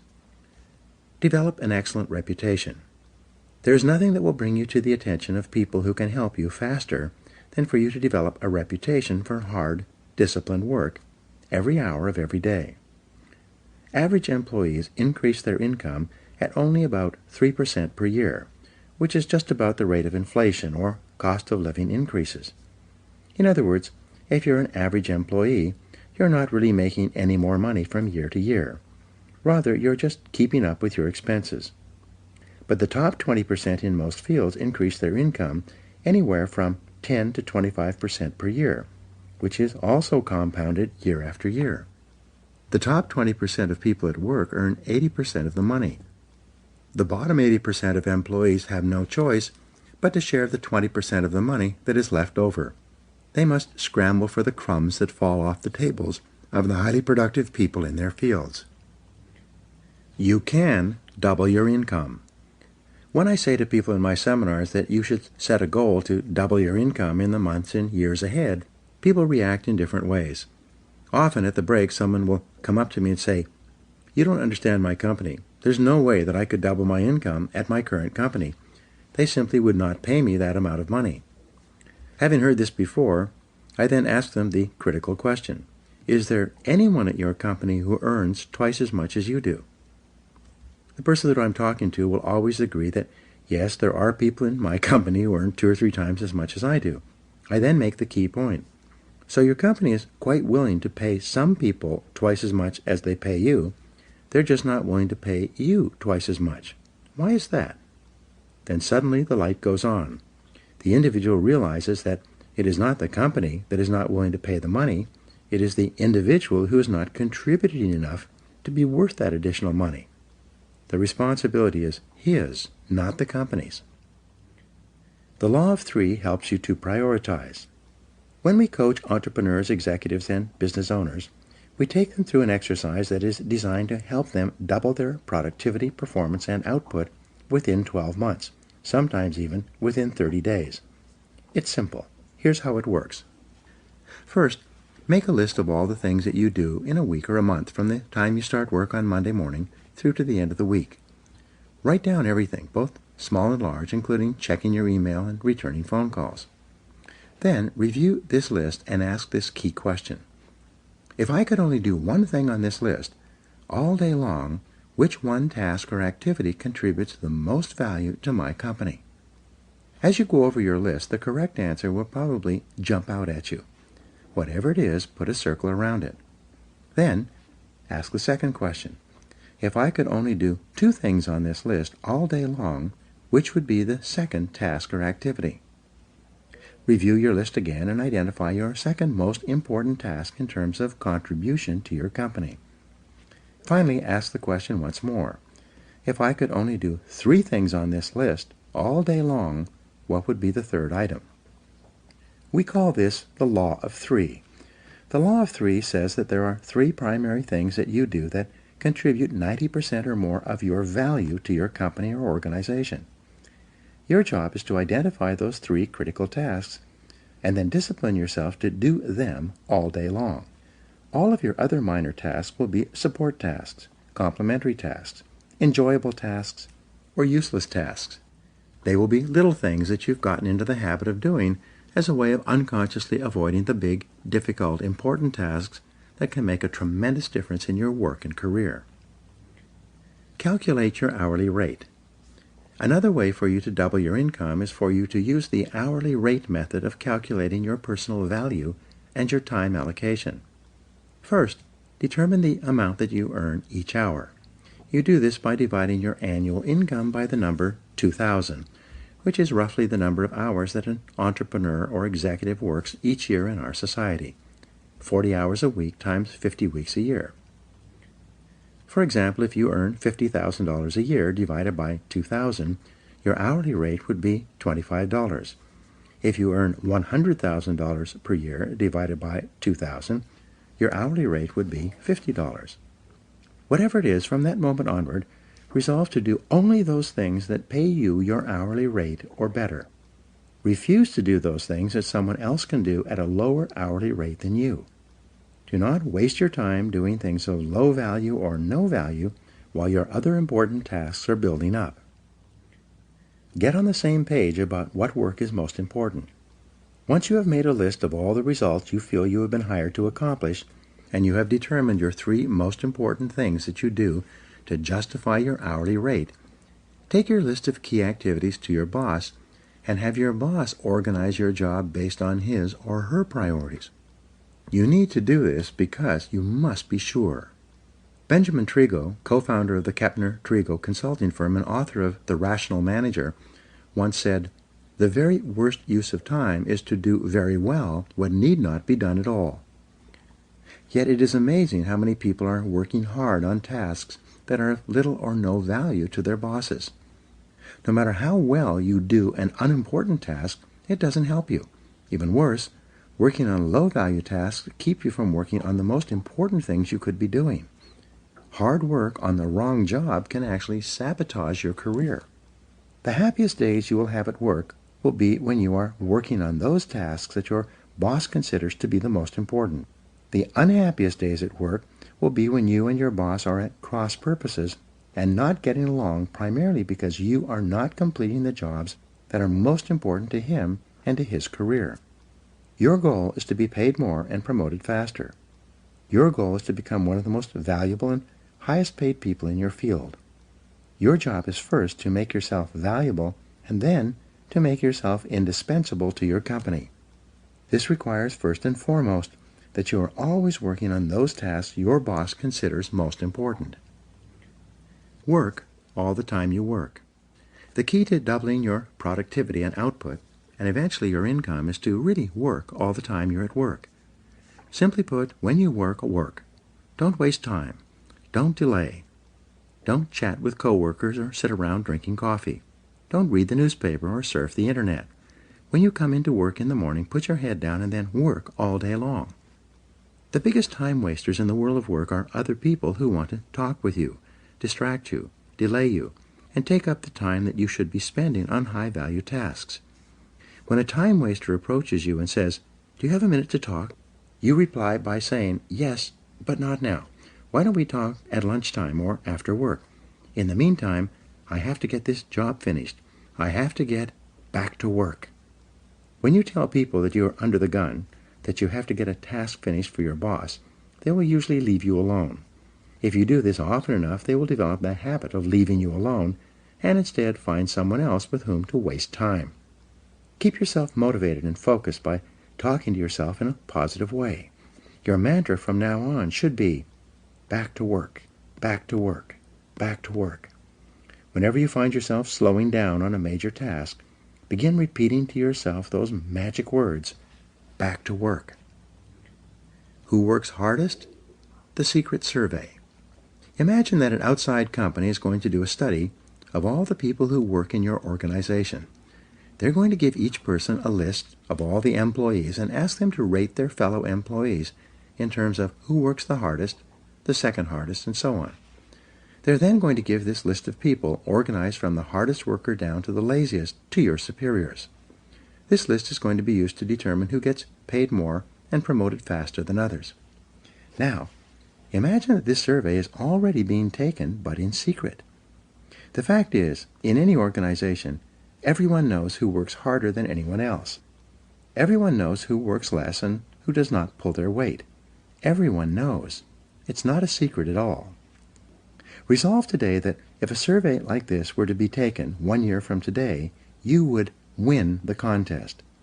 Resolve today that you are going to develop the reputation for being the hardest working person in your business.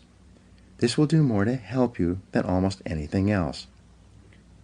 When you are surrounded by time-wasting people and situations, it takes tremendous self-discipline to work all the time you're at work. You must constantly fight against distractions and interruptions so that you can get back to work. The success formula. When I began my career working for a large company, I was the low man on the totem pole. Everyone had been there longer than me and was ahead of me in the company pecking order. Even though I was in my early 30s, I still had no idea how to play the game or what to do to get ahead in the cutthroat corporate competition that existed. Somewhat by accident, I stumbled onto the formula that made me successful. It was very simple. Whenever my boss gave me something to do, I did it immediately. Like a dog chasing after a thrown stick, I would immediately throw myself at the task, complete it, and hurry back to my boss with the finished job. Initially, he would smile and say something like, "I didn't really need it done that quickly, but thank you for getting it done." When I was caught up with my work, instead of relaxing, I would go to my boss and say, "I'm all caught up. I want more work to do. I want more responsibility." These words became my mantra. I want more responsibility. Again, my boss, who was preoccupied with an enormous number of projects, would say something like, "Okay, leave it with me. I'll think about what else I can give you to do." Every day, like a broken record, I would go to my boss at the end of the day and say, "I'm all caught up. I would like more responsibility." Bit by bit, he began to toss me sticks. He would give me a little task to do to keep me busy. Whatever it was, I would go out immediately, complete the task, and bring him the results.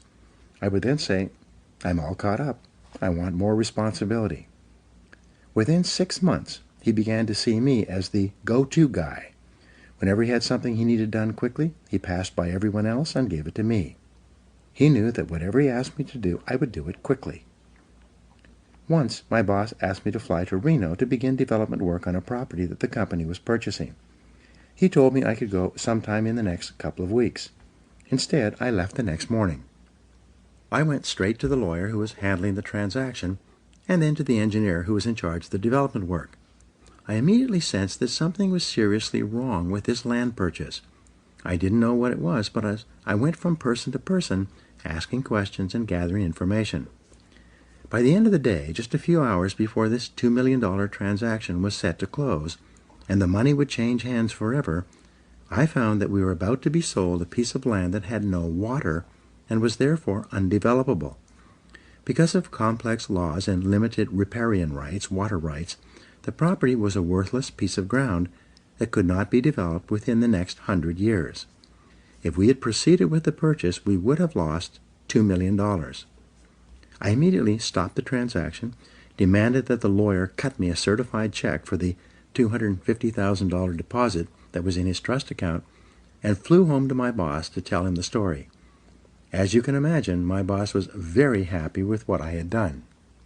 From that day forward, I received more and more responsibilities. Within another year, I was running 3 divisions of the company and had a staff of 42 people in 3 cities. I later learned that my boss paid me more money than anyone else who ever worked for him, and he did so all on the basis of results and profitability. This is why whenever people ask me how to succeed in business by really trying, I give them the same advice. Whatever your boss gives you to do, do it quickly and well. Then go and ask for more responsibility. And when you get it, do the job quickly and well until you get a reputation for being the person who does things fast. This will help you advance in your career more than any other reputation you could develop. Pay the price. Here is a simple 3-part formula for success at work. Come in a little earlier, work a little harder, and stay a little later. This will move you so far ahead of your competitors that they will never catch up. Come into work 1 hour earlier, before anyone else arrives. Use that time to plan and organize your day and get started on your most important tasks. Make sure that whatever time your boss comes to work, you are always there working before he arrives. Second, work a little harder. Don't waste time. Don't chat with coworkers. Work through lunchtime so that you can get on top and stay on top of your main tasks and responsibilities. Third, work 1 hour later than your coworkers. If they leave at 5 o'clock, you leave at 6. Use that extra time to complete your important tasks and Get yourself organized for the following day. When you come in 1 hour earlier, work through lunch, and work 1 hour later, you add 3 full productive hours to your day. Because there are no interruptions when you work during these time periods, you'll actually accomplish 2 or 3 times as much as you would during your other work hours when you're constantly interrupted by other people and telephone calls.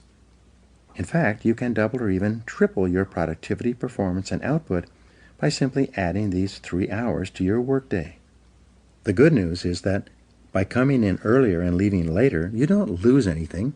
You merely avoid the traffic tie-ups and slowdowns that most people suffer through on their ways to and from work. The 40-plus formula. To succeed faster at work, use the 40-plus formula. This formula says that you can tell where you're going to be 5 years from now by looking at the number of hours that you put in today in excess of 40 hours per week.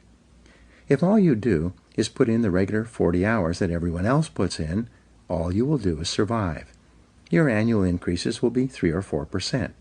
You will have a job, but your income increases will go up at the same rate as everyone else. It is when you begin to put in more than 40 hours that you give yourself an advantage over most of the other people in your company and your business. Make it a habit to do more than what you are paid for. Discipline yourself to put in more than you take out. Every hour that you work over 40 hours a week is an investment in your future success. The highest paid people in America in every field work 50 to 60 hours per week. The average self-made millionaire works 59 hours per week. This is equal to 5 12-hour days or 6 10-hour days. Most successful people at the beginning of their careers worked 6 days a week, sometimes 7. Moreover, they worked all the time they were at work. They didn't waste time. They realized that in order to reap a great harvest later in their career, they had to sow a lot of seeds in the springtime of their career. Look the part. Dress for success. Finally, to succeed at work, you need to discipline yourself to look the part. Remember, birds of a feather flock together. When it comes to presentation, this means that people like to promote others who look like them. Your bosses are very sensitive to the appearance of their staff. They like to promote people who they are proud to introduce to their friends and colleagues. Be sure that you dress and groom in such a way that your boss would be proud to take you out for lunch and introduce you to others as a representative of his or her company. Each morning before you go to work, look in the mirror and ask yourself, do I look like one of the top people in my field? If you don't, go back and change, and keep changing until you look like one of the top people in your business. Learn how to dress for success. Read books and articles, or ask others for advice. Look at the most successful people in your business and dress the way they do. Dress for the job 2 levels above your current job.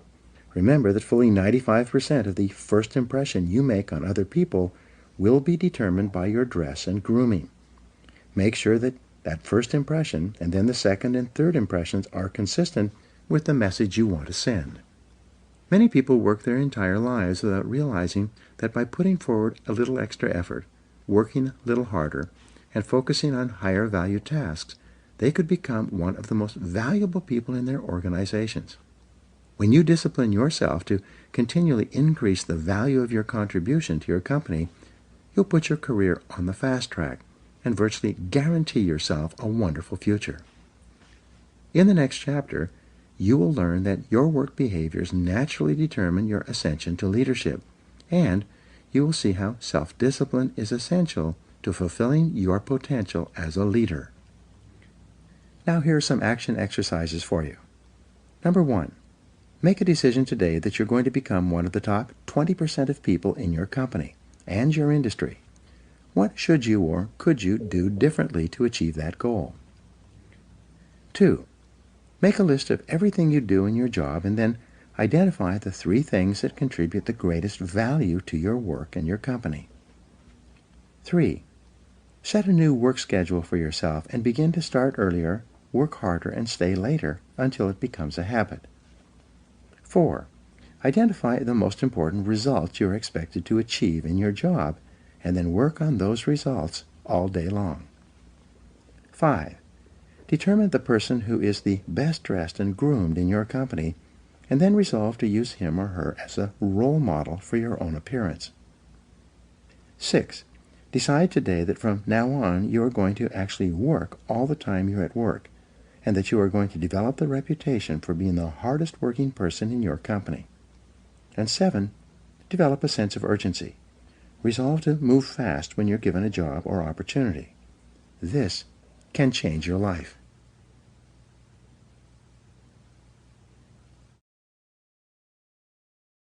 Chapter 9. Self-Discipline and Leadership. Nothing is more harmful to the service than the neglect of discipline, for it is discipline more than numbers that gives one army superiority over another. George Washington. Leadership and self-discipline go hand in hand. It is not possible to imagine an effective leader who lacks self-discipline, willpower, self-control, and self-mastery. The overarching characteristic of a leader is that he is in complete control of himself and every situation. There has seldom been a time in history when leaders were so needed and so much in demand as today. We need leaders at every level of society, both in the profit and non-profit sectors.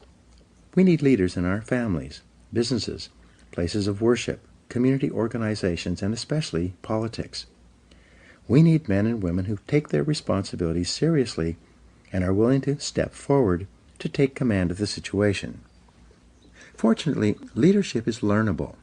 Leaders are developed, usually self-developed, over time through hard work, experience, and training. As Peter Drucker once said, there may be natural-born leaders, but there are so few of them that they make no difference in the great scheme of things. 4 stages of development. In your career in business, you progress through 4 levels of activity and attainment. First, you start off as an employee with limited knowledge and experience.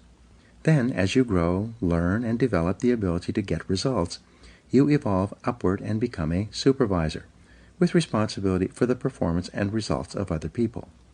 As you continue to move up the scale of supervision, improving your ability to get things done through others from directly overseeing the work of employees, you become a manager, someone who assigns work to people with demonstrated competence in certain areas. Managers have a larger view, and this comes with greater responsibilities. As you move up the scale of management, becoming more knowledgeable and effective and getting more and better results from more and different people, you reach the highest level, that of a leader. At this stage, you are responsible for determining what is to be done rather than how it is to be done. It is said that some leaders are made, some are born, and some people have leadership thrust upon them. Leaders emerge or are promoted to deal with a situation requiring leadership ability. In its simplest terms, the role of the leader is to take responsibility for results. The primary reason that people are promoted into increasingly higher levels of leadership is because they demonstrate the ability to get the required results at each level. The ongoing question of the leader is always, what results are expected of me? Clarity is essential. The main reason that some people are not promoted into greater leadership positions, or perhaps they are even fired, is because of failure to execute. They do not do the most important jobs expected of them, nor do they get the results demanded of them. Leaders have vision. The first quality of leadership, based on 3,300 studies of leaders reviewed by James McPherson, is the quality of vision.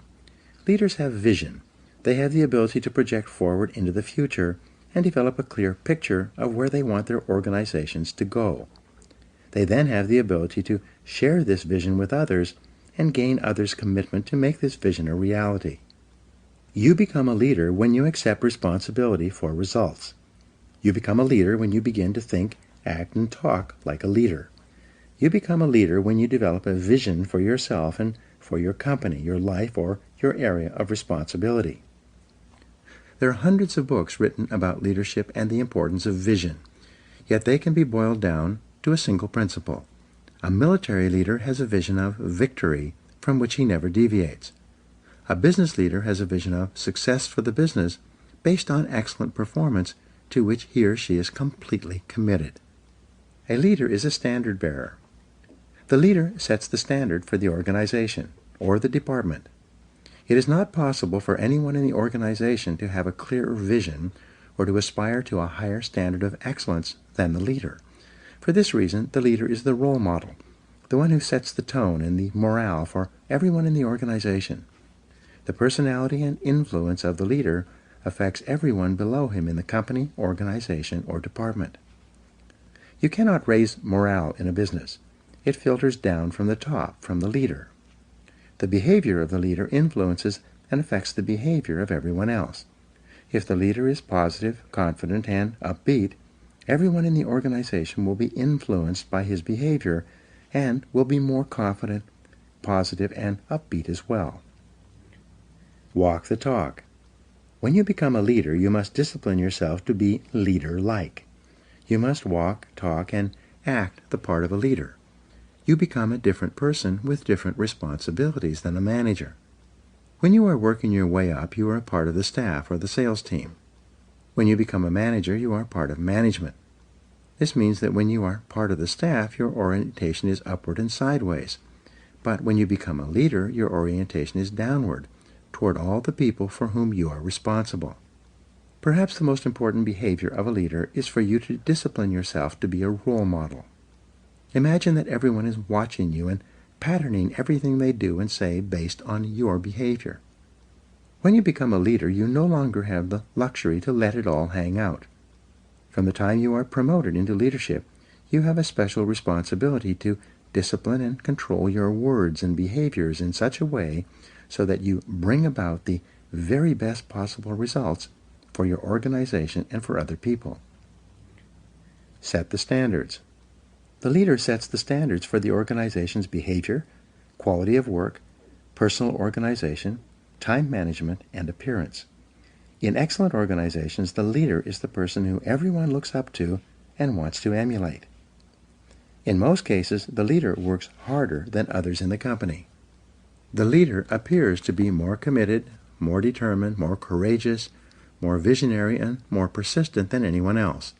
The leader sets a tone that everyone wants to emulate. The leader also sets the standard for how people are treated in the organization. When the leader treats people with courtesy, consideration, and concern, it quickly becomes known that these are the standards to which others must adhere. Set values and principles. In addition to a clear vision for the organization, the leader must have a set of values and organizing principles that guide behavior and decision-making. Everyone must know what the leader and the company stands for and believes in. The job of the leader, then, is to articulate this vision of excellent performance within the constraints of high ethical standards at all times.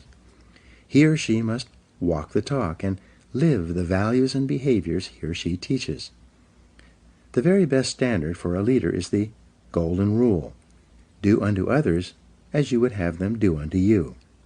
For example, when Jack Welch was the president of General Electric, he encouraged managers to treat each employee as if that employee might be promoted over his head sometime in the future, and he might find himself working under the person who is now working below him. This way of thinking assured that managers treated their staff with a high degree of respect and courtesy.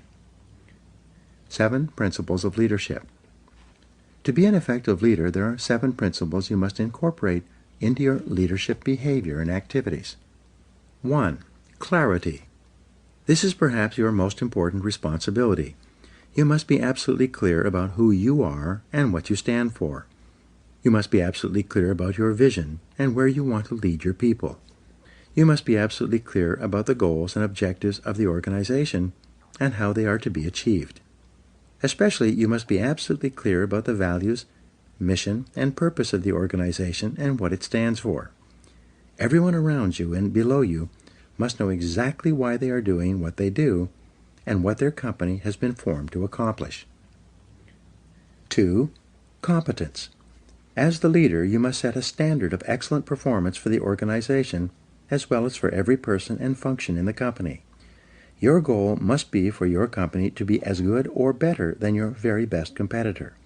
You must be continually seeking ways to improve the quality of your product and services to your customers. 3. Commitment. The leader is absolutely committed to the success of the organization and believes completely that this organization is the best in the business or will be the best in the future. This passionate commitment to the organization and to success and achievement motivates and inspires people to do their best work and put their whole hearts into their jobs. 4. Constraints. The job of the leader is to identify the constraints or limiting factors that set the speed at which the company achieves its most important goals of revenue and profitability.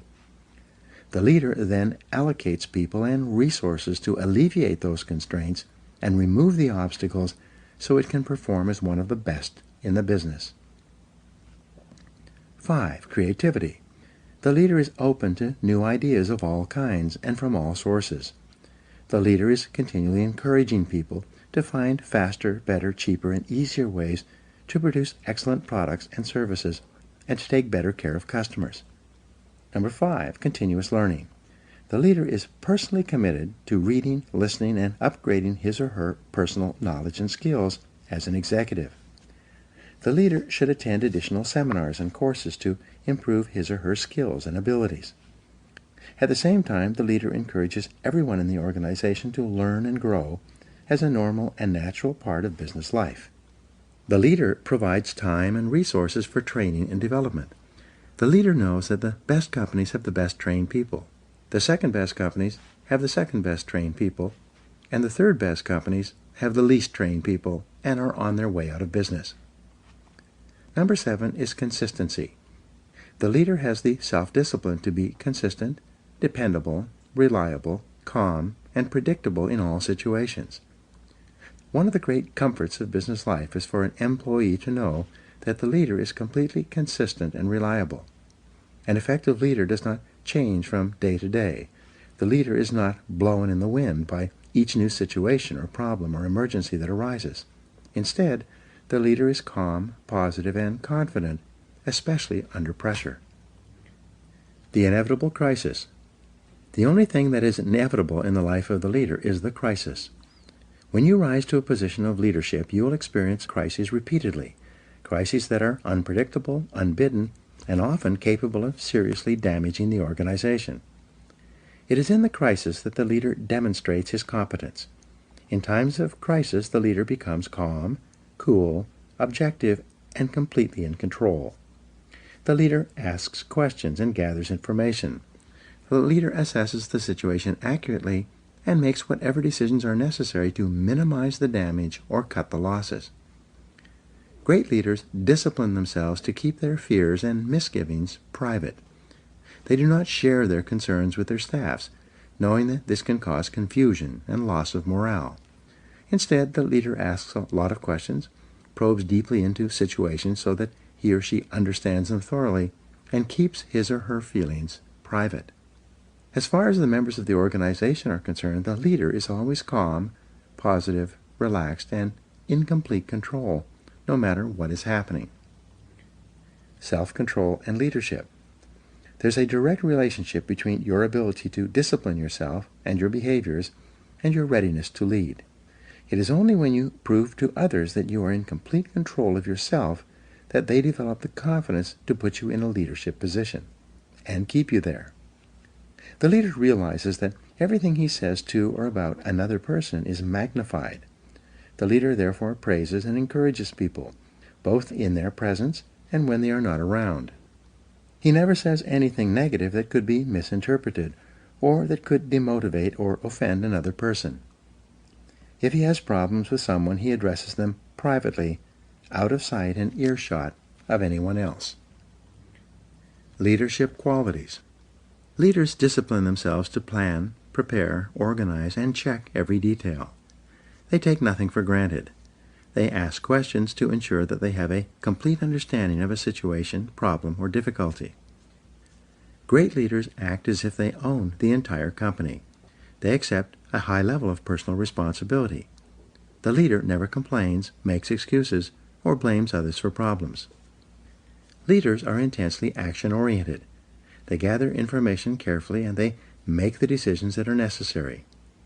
They set measures and standards and hold others to them. They insist that the job be done quickly and well. Leaders rise to the top. Leaders rise to the top of an organization as cream rises in milk. When you accept complete responsibility for getting results, concentrate single-mindedly on completing your most important tasks, continually upgrade your knowledge and skills as well as your ability to contribute value to your company, and treat other people with kindness and consideration, you will emerge as a natural leader. As you demonstrate your ability to make an increasingly valuable contribution to your organization, people above, below, and on both sides of you will want you to be promoted into leadership and will support you when you reach that position. One of your primary aims in life is to walk, talk, act, speak, and treat others as a leader would. Eventually, your position will be equal to your performance. In the next chapter, you will learn how to develop and practice the disciplines necessary to be more successful in your business life and activities. Now here are 7 action exercises that come from this chapter. 1. Ask yourself, what results are expected of me? And then, concentrate single-mindedly on getting those results every day. 2. See yourself as the leader of your organization and ask yourself, what kind of a company would this company be if everyone in it were just like me? Number 3, create a clear, exciting vision for yourself and your organization based on success and excellent performance. Number 4, identify the most important people in your business world and determine how you will have to behave toward them to get them to perform at their best. Number 5, resolve in advance that when the inevitable crisis occurs, you will respond in a calm, controlled, and intelligent manner. Number 6, clarify the exact values and principles you believe in and stand for, and then share them with the people around you. And number 7, treat each person around you as if they are competent, valuable, and important. This is the key to gaining the loyalty and commitment that you require as a leader.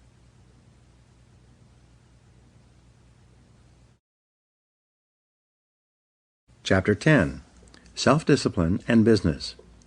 John Viney wrote, "The quality of self-denial in the pursuit of a longer-term goal, and indeed, the willpower to maintain that level of self-denial, is an excellent training for the boardroom." Most people will work in or for a business or own a business in the course of their lifetimes. The achievement of business success demands high levels of discipline from you in every area of business activity, both large or small. Without self-discipline and self-control in business, no success is possible. There's no area of activity that demands more self-discipline than starting and operating a successful business in our current economy. The first law of economics is scarcity. As a rule, there is never enough of anything for everyone who wants it. Specifically, there are never enough customers for you to sell everything you want to sell. There are never enough sales revenues to help you achieve all your financial goals. There are never sufficient profits to enable you to expand as much as you want. Especially, there are never enough good people to work with and for you to help you achieve your business goals. The law of competition. If the first law of economics is scarcity, then the first law of business is competition. It requires tremendous focus and discipline to do the things necessary to attract the scarce money of customers toward purchasing your product or service. To not only survive but also thrive, you must compete continually against all other uses of the same amount of money that you want to charge for what you sell. The first discipline of business success is that you offer a product or service that people want, need, and will pay for at a price they will accept, a price that is competitive with every other business that wants the same customer dollar. You must be completely honest with your product-service mix to ensure that it is well suited to the current market. This is an area where false assumptions or incorrect conclusions can lead to business failure. This answer is continually changing as competition and customer tastes also change. The customer is always right. Every week I speak to business people who are unhappy with their levels of sales and profitability. They insist that their product or service is excellent and that people should be buying from them in a much larger quantity. In each case, I have to gently point out to them that the only proof that their product or service is truly attractive or valuable is that people buy it willingly and then buy it again and tell their friends to buy it as well.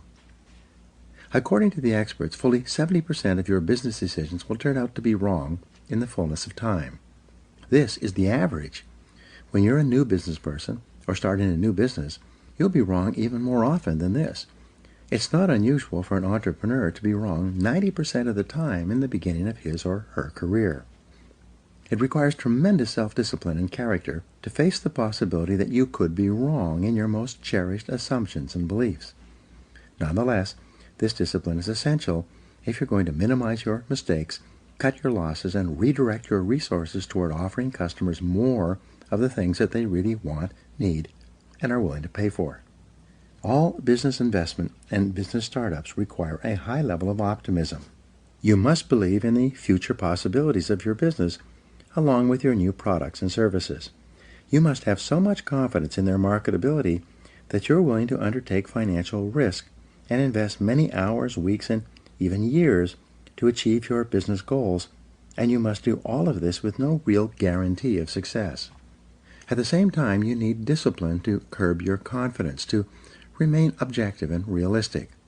Overconfidence in business can lead to business mistakes, financial losses, and even bankruptcy. You must be better. Because of the aggressive and determined nature of your competition, in order to simply survive, you must discipline yourself to be equal to or better than your competitors. After all, your competitors get out of bed every morning thinking about how they can put you out of business. They want to take away your customers and your sales. They want to get your profits. They want as much of your business as they can possibly get. To increase your probabilities of success against such competition, you must make every effort to outthink them. When you start a business or a new venture within a business, you require the discipline to do your homework thoroughly in advance. You create a complete business plan before you start operations, and you continue to update it and revise it every year thereafter. The discipline of advanced planning can spell the difference between success and failure. Challenge your assumptions. Most business ideas do not work, at least in their original form. As Peter Drucker said, errant assumptions lie at the root of every failure. A major reason for business failure is that the business owner or executive relies on assumptions that are not tested. They assume that the product or service is excellent in comparison with others. They assume that they can sell a sufficient number of those products or services and do so at a profit. They further assume that those profits will be substantial enough to make this investment of time and money more attractive than any other use of the same amount of time or funds. All of these assumptions must be tested carefully before any irrevocable commitment is made. According to the Kauffman Foundation on Entrepreneurship, 95% of entrepreneurs and small business owners in America earn less than $50,000 per year. Why is this? It's not because they lack the energy, intelligence, or ability to earn more. The very fact that a person has the courage and resourcefulness to start a new business means that he or she has above average levels of natural talent. The reason why so many entrepreneurs underachieve and fail is because they lack discipline. They lack the discipline to carefully study every aspect of the business before committing to it. They lack the discipline to test their assumptions rather than jumping to conclusions and hoping for the best. Don't let this happen to you. Identify your ideal customer. You need discipline to identify and determine your ideal customer, the exact person who can and will buy your product or service in sufficient quantities and at the price you need to charge in order to justify going into this area of business in the first place. You need the discipline, based on trial, error, and persistence, to develop a marketing plan that generates a steady and predictable stream of new leads for your business. To market effectively, you must be clear about your competitive advantage and your unique selling proposition.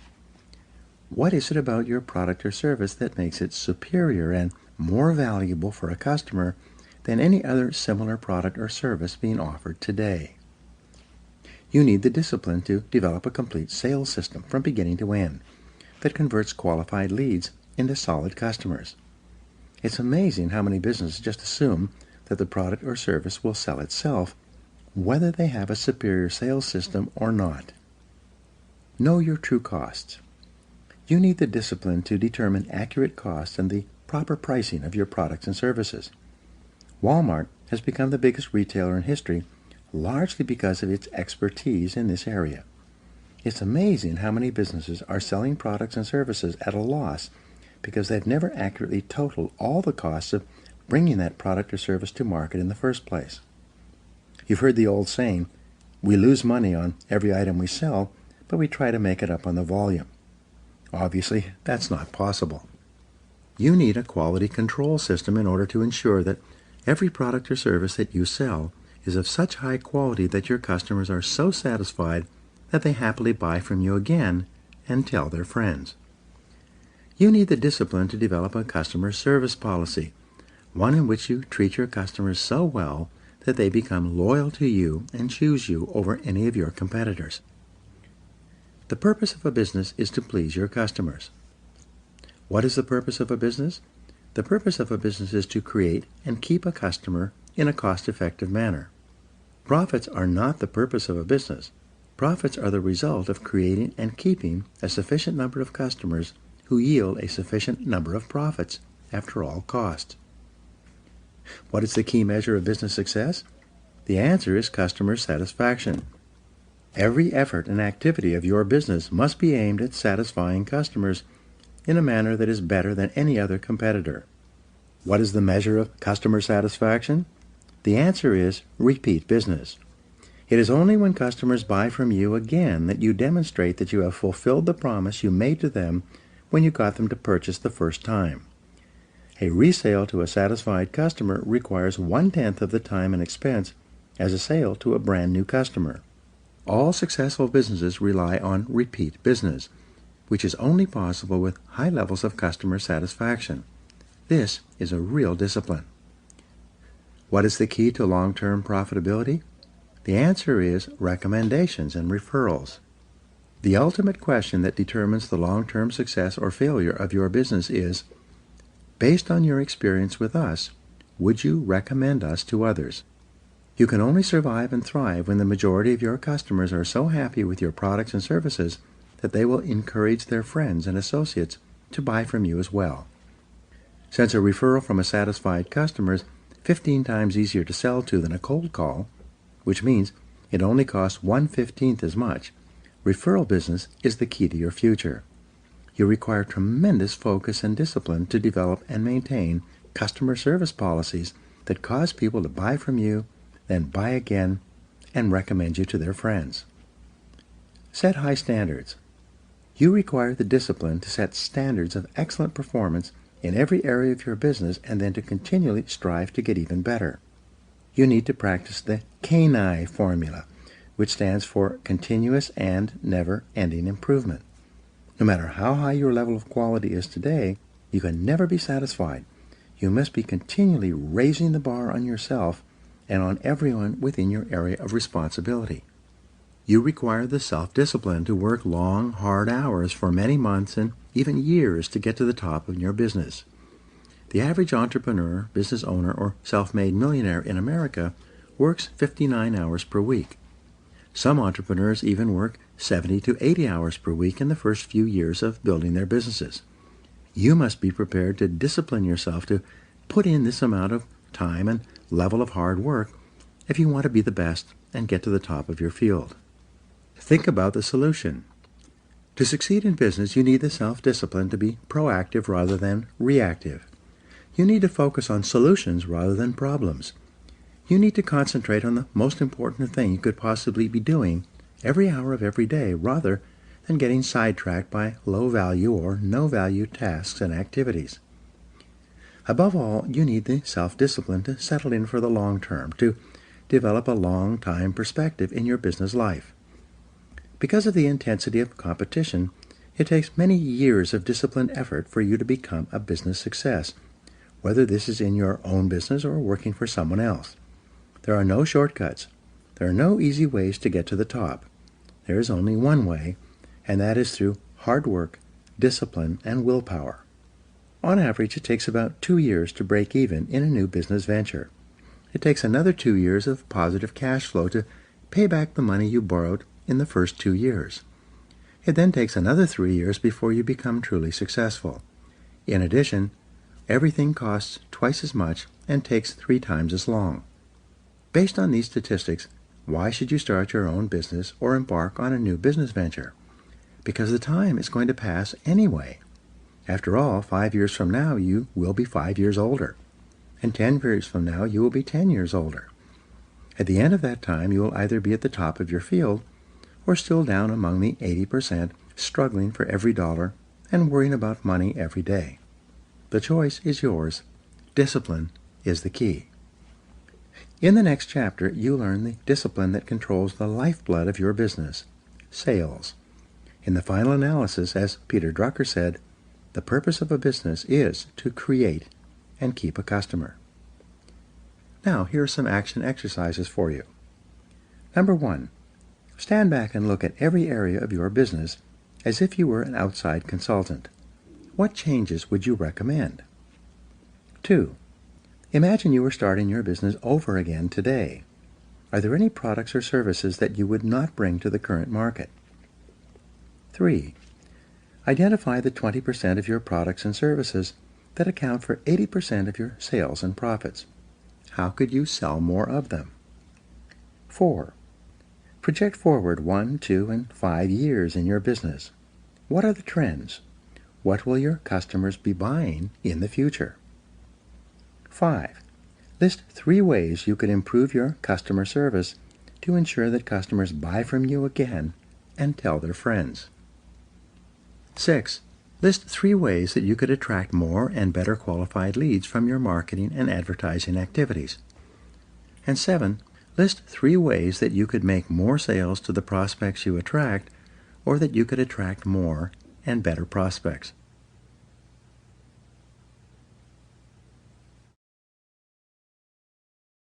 Chapter 11, Self-Discipline and Sales.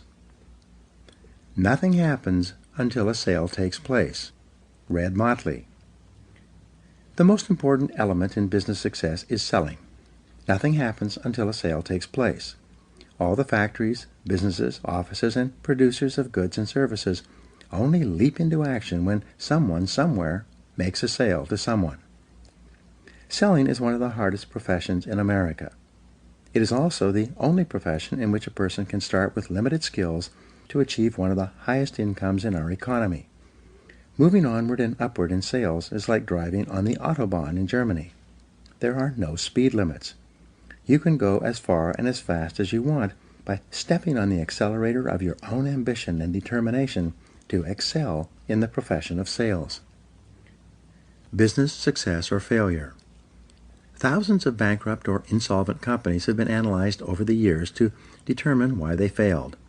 After all the data was sorted and studied, virtually every business failure came down to one reason: low sales. In contrast, whenever a business was succeeding, growing, yielding profitability, increasing its share prices, and offering opportunity for more and more people, the reason boiled down to one factor: high sales. Everything else was secondary. Almost everything you do in a business either increases or decreases sales. Everything either helps or hurts. Everything either attracts or keeps more customers or drives them away. Everything counts when it comes to sales. The discipline of generating sales. Whether you are a salesperson or a business owner, you require the self-discipline to focus and concentrate on generating sales every hour of every business day. A group of researchers interviewed several hundred senior executives and business owners and asked them, "How important is sales and marketing to your business?" Without exception, they all replied, "Sales and marketing is absolutely essential to our survival and growth." The researchers then conducted a time and motion study of these same business owners and executives, following them around and tracking their time usage over the course of a month. At the end of that time, they completed their calculations and determined that the average business owner or executive who professed that sales were absolutely essential to survival and growth was spending only 11% of his time on sales and marketing. The remaining time was spent on meetings, discussions, paperwork, administrative work, luncheons, and a variety of other activities that contributed nothing to sales generation. If you're a sales manager or business owner, you must discipline yourself to focus most of your time and attention on getting your salespeople to generate the sales on which your company depends. You must spend 75% of your time working with your salespeople and accompanying them when they visit your customers and make presentations and sales. Do your paperwork before or after work, but during working hours, when customers are available to be seen, you should dedicate yourself entirely to sales generation. How to go broke. Some years ago, I started a new business. I developed the product and then began advertising via direct mail, radio, television, and newspaper. I allowed myself to be completely overwhelmed with planning, paperwork, and advertising activities. By the end of the year, I was out of money and my business was almost broke. At that time, I realized that I had taken my eye off the ball of sales. I then sat down over Christmas and designed a complete sales process. On January 2nd, I picked up the telephone and began making appointments. Over the next 2 months of aggressive and focused sales activity, I did more business than I had done over the entire previous year. I saved my business and my home, and I never lost sight of that focus again. One of the most important questions you can ask as a salesperson, entrepreneur, or business owner is whether what I'm doing right now is leading to a sale. Ask this question of yourself repeatedly throughout the day. Every time the answer comes up no, you must immediately stop whatever you are doing of lower value and turn your attention to sales generation. In addition, make sure that all the people who are responsible for sales in your company ask and answer this question in the affirmative all day long.